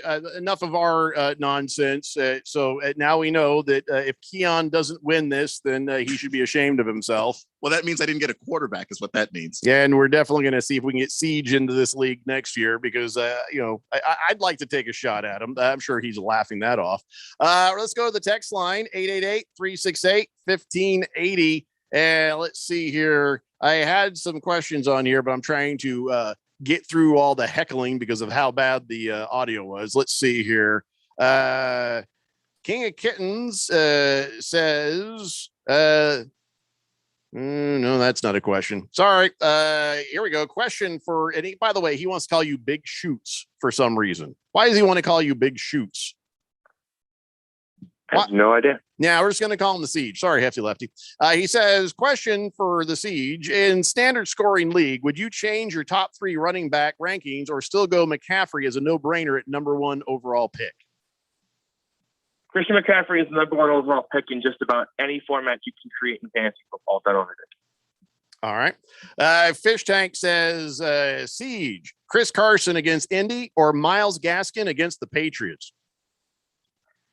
Chris Carson. Yeah, he's significantly better. Matchup's pretty equivalent. All right. Let's see. Swave Dave says my work league draft is Tuesday night there, and I am the number 4 pick. What do you think my strategy should be with the number 4 pick? I would probably try to go ahead and either take the running back that falls between Christian McCaffrey, Dalvin Cook, Alvin Kamara, or Derrick Henry, or go ahead and take Devontae Adams, get yourself the best wide receiver, and then go attack the running backs in rounds 2 and 3. Just really depends what your comfort zone is. Noster Marcus says, in a league that awards 6 points for all quarterback touchdowns, do you feel comfortable entering the season with Big Ben and Kirk Cousins as your quarterbacks? Asking for a friend. Because seriously, I would never do that. Yeah, I would be very much trying to find Mac Jones, Sam Darnold. I think those guys are significant upgrades over what you have right now. Kiss the Cook says, oh no, his is a trivia question. Let's see here. Screaming Eagle says, hi, what is the name of your fantasy football site, Siege? FantasyGuru.com. There you go, Screaming Eagle. Dropping the Soap says, I ended up with Odell Beckham as my wide receiver 3 in a lot of my leagues. What kind of season do you think he's going to have? It better be a rebound season. I have a lot of Odell Beckham Jr. as well as my wide receiver 3. If he stays healthy, I mean, we know Odell can catch the football, so it's just about health issue. There shouldn't be any issues coming back from an ACL. It's not like he's any higher or lower risk of re-tearing it. So hopefully he's just healthy this year. Last Optimist asks, was I an idiot for picking up Brady in the 9th round? No. He says, I wanted my Exactly tight end, 3 wide receiver, and 3 running back before quarterback. Should I have gone for someone better when the rush happened in the 5th? No, I think you're fine. Tom Brady in the 9th is a totally acceptable starting quarterback option. Definitely didn't lose your draft there. All right, we have to take a break. Siege, can you hang with us? I got some more questions sitting here on the text line, and people always love to ask their fantasy football questions. So stay with us, and we will be back. It's the Daily Blender here on 1580, The Fanatic. Last summer, Arizona experienced record heat. Hottest summer in Arizona history. 145 days of 100-plus degrees. 53 days of over 110. Summer heat is starting sooner and it's lasting longer, and your power bills are more expensive every year. Take control of your power bills. Call Harmon Solar today. Harmon Solar is locally owned and operated. They use top-of-the-line equipment, and they're A-plus rated with the Better Business Bureau. Call Harmon Solar, 800-281-3189, or go to harmonsolar.com. I can pop a beer in here, right? Your cousin from Boston. This here is Sam Adams Boston Lager. It's my go-to beer. Not too heavy, not too light. Oh boy, oh boy. That's whoopsie daisy. Oh no. Is there somebody that can help? Come on in the room. It poured right in the keyboard. Relax. I spill beer on my computer all the time. Sam Adams Boston Lager. The Boston Beer Company, Boston, Massachusetts. Drink responsibly. NASCAR Championship weekend returns to Phoenix Raceway November 5th through the 7th. A wild season of unexpected will culminate in Phoenix with drivers putting it all on the line for their shot And earning the title of NASCAR Cup Series champion. featuring 4 championship races in 3 days. Don't miss your chance to witness history from atop the grandstands as the action goes 5 wide into the iconic dog lane. Or from up close with access to the fan-friendly infield experience. Get your tickets to see the NASCAR Championship in person. Go to PhoenixRaceway.com. Hurry, tickets won't last much longer. There's a time to be fearful and a time to be calm, a time to be aggressive and a time to be conservative, especially when it comes to investing. You've heard the phrase, to everything there is a season and a time to every purpose. Hello, I'm Mo Ansari, president of Compact Asset Management. At Compact, we strive to provide you with the tools and experience it takes to be in the right place at the right time to grow and protect your hard-earned money. Call pound 250 on the cell phone and say talk to Mo, and let's check your goals together. You'll get a free portfolio review and risk analysis, and we'll focus on your investment strategies. Call pound 250 on your cell phone and say talk to Mo, or visit us online at compact.com. That's COMPAK.com. Compact Asset Management is a registered investment advisor. Funds custodian, Fidelity Institutional Wealth Services, member FINRA, SIPC.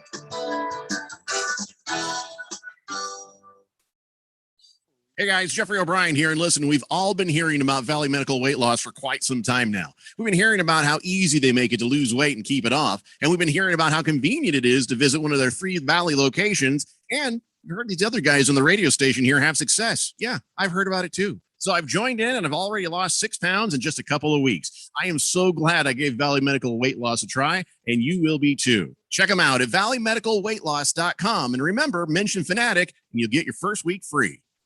1580 The Fanatic.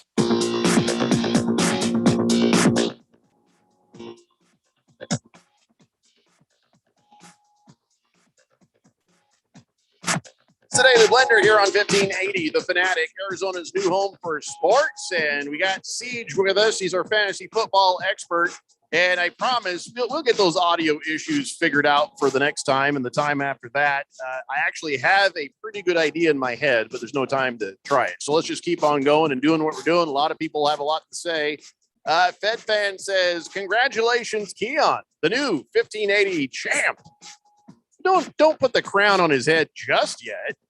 Just because the Siege says he has the best team doesn't mean he's going to make all the right choices. Got to play the games, man.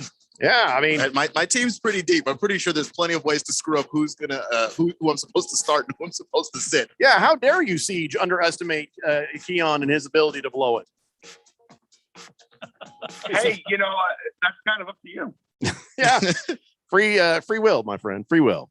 All right, Siege. Good Cat wants to know: Josh Allen versus Pittsburgh or Aaron Rodgers versus New Orleans? Ooh, that's a good one. I probably would go with Josh Allen. Play the better player, unless it's like a ridiculous matchup edge. So let's go with Josh Allen. Even though Aaron Rodgers is in a situation where he's playing for his career, even though a lot of people might say that Aaron Rodgers is more talented than Josh Allen, you're saying Josh Allen is the better player.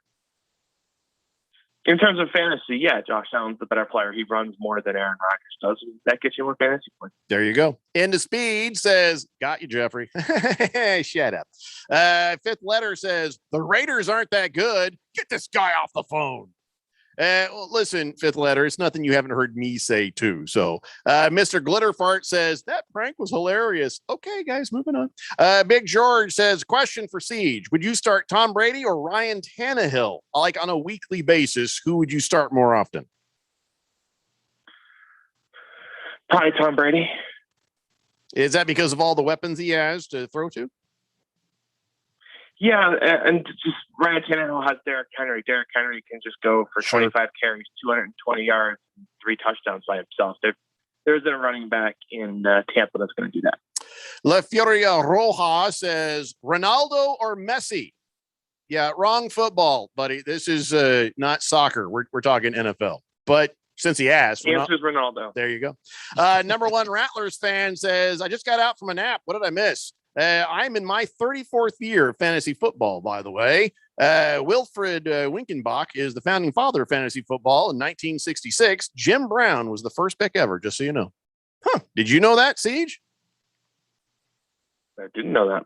Yeah, you got to read the history, my friend. Roll Tide Kara says, Mahomes or tiny little Kyler Murray first week for quarterback? Mahomes. You actually had to pause on that. Why? Kyler has a really good matchup week 1. And I'm not sure that Arizona is going to be able to stop anyone in the secondary with Malcolm Butler retiring. So it feels like Arizona is going to be in a ton of shootouts this season. So it's tough because I think the Chiefs are just a better team, which could lead them to not needing to score as many points. But it's Patrick Mahomes. If you have him, you're starting him. All right. So there's a little seal of approval for Kyler Murray this year. Tiger Paws says, since I lost Dobbins, who was my running back, wide receiver, tight end, I guess he meant his flex. Who should I replace him with? It's a very general question, Tiger Paws. I mean, I would go look and see if Taysom Williams or Justice Hill is on your waiver wire. Gus Edwards will get a lot of the work, but it's not going to be all of the work. So I would go see if they're available.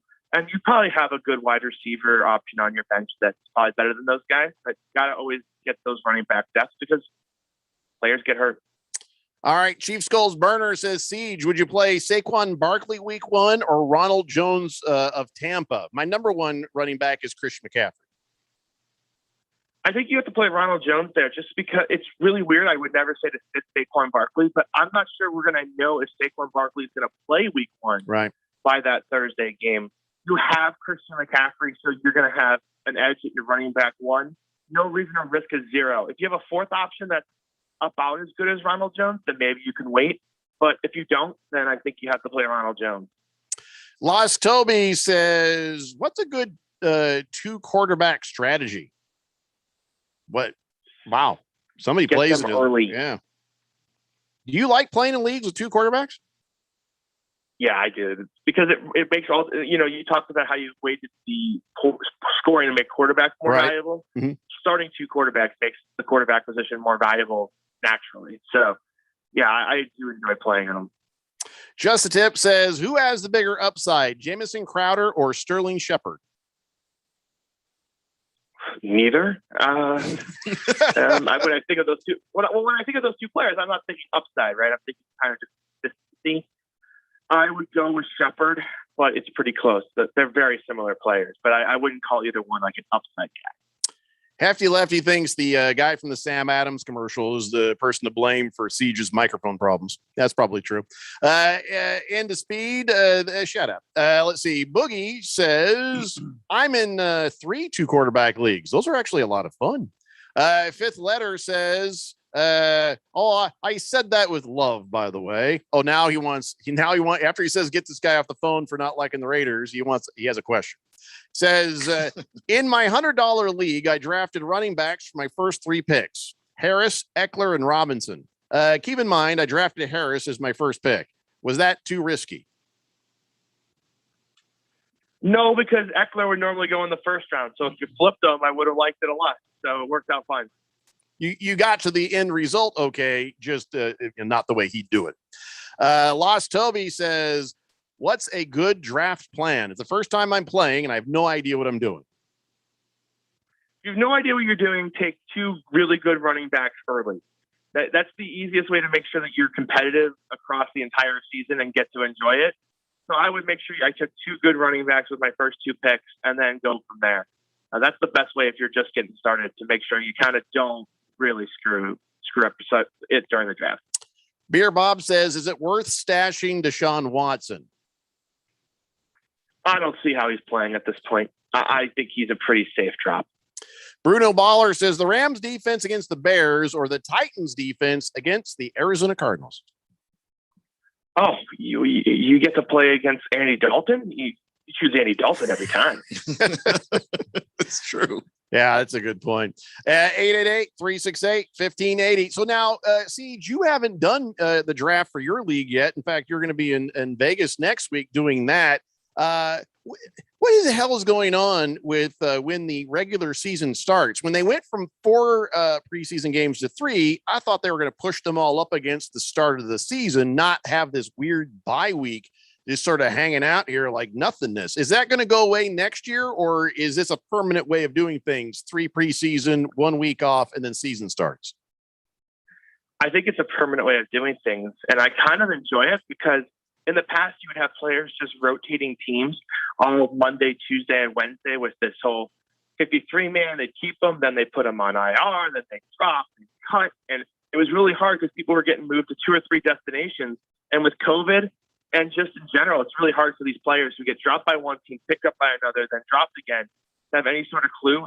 And they have to get ready for a game on Sunday. Having the time for all that to settle out over 4 to 5 days is way better. So yeah. I think this is here to stay. Well, I'll tell you what, if this is the permanent way of doing things, then after the 3rd preseason game, I think a lot of people are going to start doing their drafts then, because all the injuries from those fake games is, right there on the table for you, and you can make more intelligent decisions in who you're going to draft. So we would always do it the last possible Saturday before the season starts. Well, I think we're going to do that again. So next year, when we do our fantasy football drafts, it's going to be the Saturday after that last preseason game. Hey, you think that's going to be a problem for all the platforms? Because I feel like everybody's going to start doing that, right? No, I think they'll be fine. They can handle it. Well, I sure hope so. Boogie has a question for you. He says, Jacoby Myers or Sterling Shepard? Jacoby Myers. Is he talking about the lawyer? Or? Big boost with Mac Jones. I'm sorry? I thought maybe he was talking about the lawyer, Jacoby. I thought that was a law firm. Who am I thinking of, Randy? Jacoby and Myers, I think, is what the law maybe firm it's Jacoby and Myers. Yeah, it's a Phoenix thing. Siege. Hefty Lefty says Washington defense or Miami defense against Mac Jones. I think I'd go with Washington. The Chargers didn't play their starters much in the preseason. They're now on the road. I don't think Herbert took a single snap. It's a new offensive system. I'm expecting some week one kind of rookie mistakes, if you will, just not knowing the system, players not being in the same page. I think there's a possibility for some turnovers there. I would play Washington. Hey, Randy, do you have any fantasy football questions for the Siege here? No, I mean, listen, if he said I could contend, I'm very content with that. And I am very thankful that he took a look at my team because quite honestly, I didn't know what the hell I was doing. Well, evidently not knowing what the hell you're doing got you a better team than mine, I guess. Well, I don't know about that. No, that's what he said. You know how objective. big of a believer I am, and you have to play the games. It doesn't matter about preseason rankings. ASU is ranked 25, means nothing to me until you start playing the games. How about you, Keon? You're sitting pretty, but do you have any questions for Siege? Yeah, I do have one. Week one, I don't know the matchups off the top of my head, but Shenault or Chase Claypool? I wouldn't start either one. Who would you start him over? I'm having trouble remembering all of the players on my team at the moment. They were on your bench, and that's where they belong. Okay, then they're going to stay right there. So, because I was really excited about Chase Claypool over Tyler Lockett or Brandon Ayuk. So, I mean, those players have no business being on your bench, but in this league, they're going to be on your bench. So, Siege, I do have a question for you in regards to my quarterbacks. I've got Matthew Stafford, and I also have Kyler Murray. I feel like I want to go with Kyler Murray, but I'm afraid that they didn't get enough practice in. And I feel like they're going to be a little rusty against Tennessee in this first matchup. And I think the Rams are going to be more prepared. And I think I'm better off going with Matthew Stafford. Do you agree with that? Or would you go the other way around? I would just play Kyler Murray. If things aren't going correctly, he has his legs to go back to. If Matt Stafford's going to be a solid option as a backup, but you're going to be playing Kyler Murray every week. He's just a different level of quarterback. Okay. Wow. So every week on the Kyler Murray. Yeah. Well, there you go. Except for the bye weeks, Randy. Kyler Murray's not a matchup guy. No, he's a bona fide top 5 guy. He's a plug and play. All right. Well, listen, Siege, we're about ready to wrap up the Daily Blender for this Thursday. And now, what day are we having you on next week? Wednesday. All right. I think I know how to fix this audio problem. So next Wednesday, we'll have the Siege on for just a little bit. Now he's going to be in Vegas getting ready to do his draft, or I'll be surprised if we get him for a sober, or B, for more than a segment. But I think we'll get this audio issue fixed up and figured out by then. So Siege, thanks so much for being with us and taking a look at our teams and stuff. And I guess next week it's the real deal, man. It's go time. It's game time. How are you feeling so far about your chances in some of your? I know this can't be the only league you're drafting. You've already drafted some of your leagues, right? Yeah, I mean, I've drafted some for sure. A lot of them are the best ball variety where I draft and I'm done. So that's the most of what I've done. But yeah, I have, I think, 9 drafts next week, ranging from Monday to Friday. Holy moly. It's just a busy week. So don't bother Siege. Don't bother Siege. He's busy. But can they reach you on the Twitterverse? Yeah, at the Siege DFS. And then you can find everything over at fantasyguru.com. All right. As he talks through a bucket, I will translate. At the Siege DFS is his Twitter handle. And the website again? fantasyguru.com. fantasyguru.com. All right, buddy. Well, you have yourself a great weekend. We'll catch up with you on the other side. All right, bud? All right, sounds good. Sorry about the sound. I have no idea what happened. I wasn't Not in good the enough. office at Not the good time. enough. I don't know what Not happened. good enough. How dare you? How dare you? Oh, wait, we're still on air. I mean, no problem, Siege. We're good.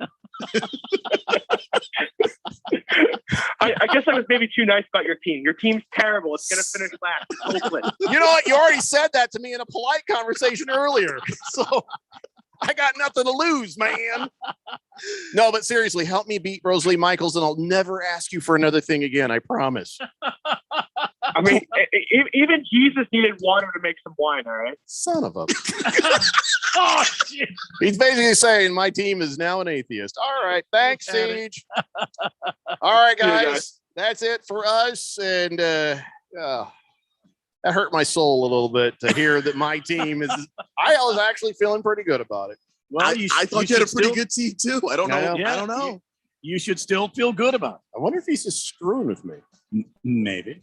I don't know. He Well, doesn't seem like the type. probably though. no. Probably not. No. All right, fine. Well, it'll be what it'll be. Now I'm starting to wonder if I should join some other leagues just so I can have fun playing against some strangers. Damn it. Yeah. All right. Yeah, sorry, George. We did miss on this date in Big George sports history, but time has a way of doing that to you. I'll try to remember on Thursdays to do it way earlier so we don't forget. Everybody have a great night. Go ASU. I expect a blowout. See you tomorrow at 3 p.m. It's the Daily Blender here on 1580 The Fanatic. The Labor Day savings inside the Home Depot means something different.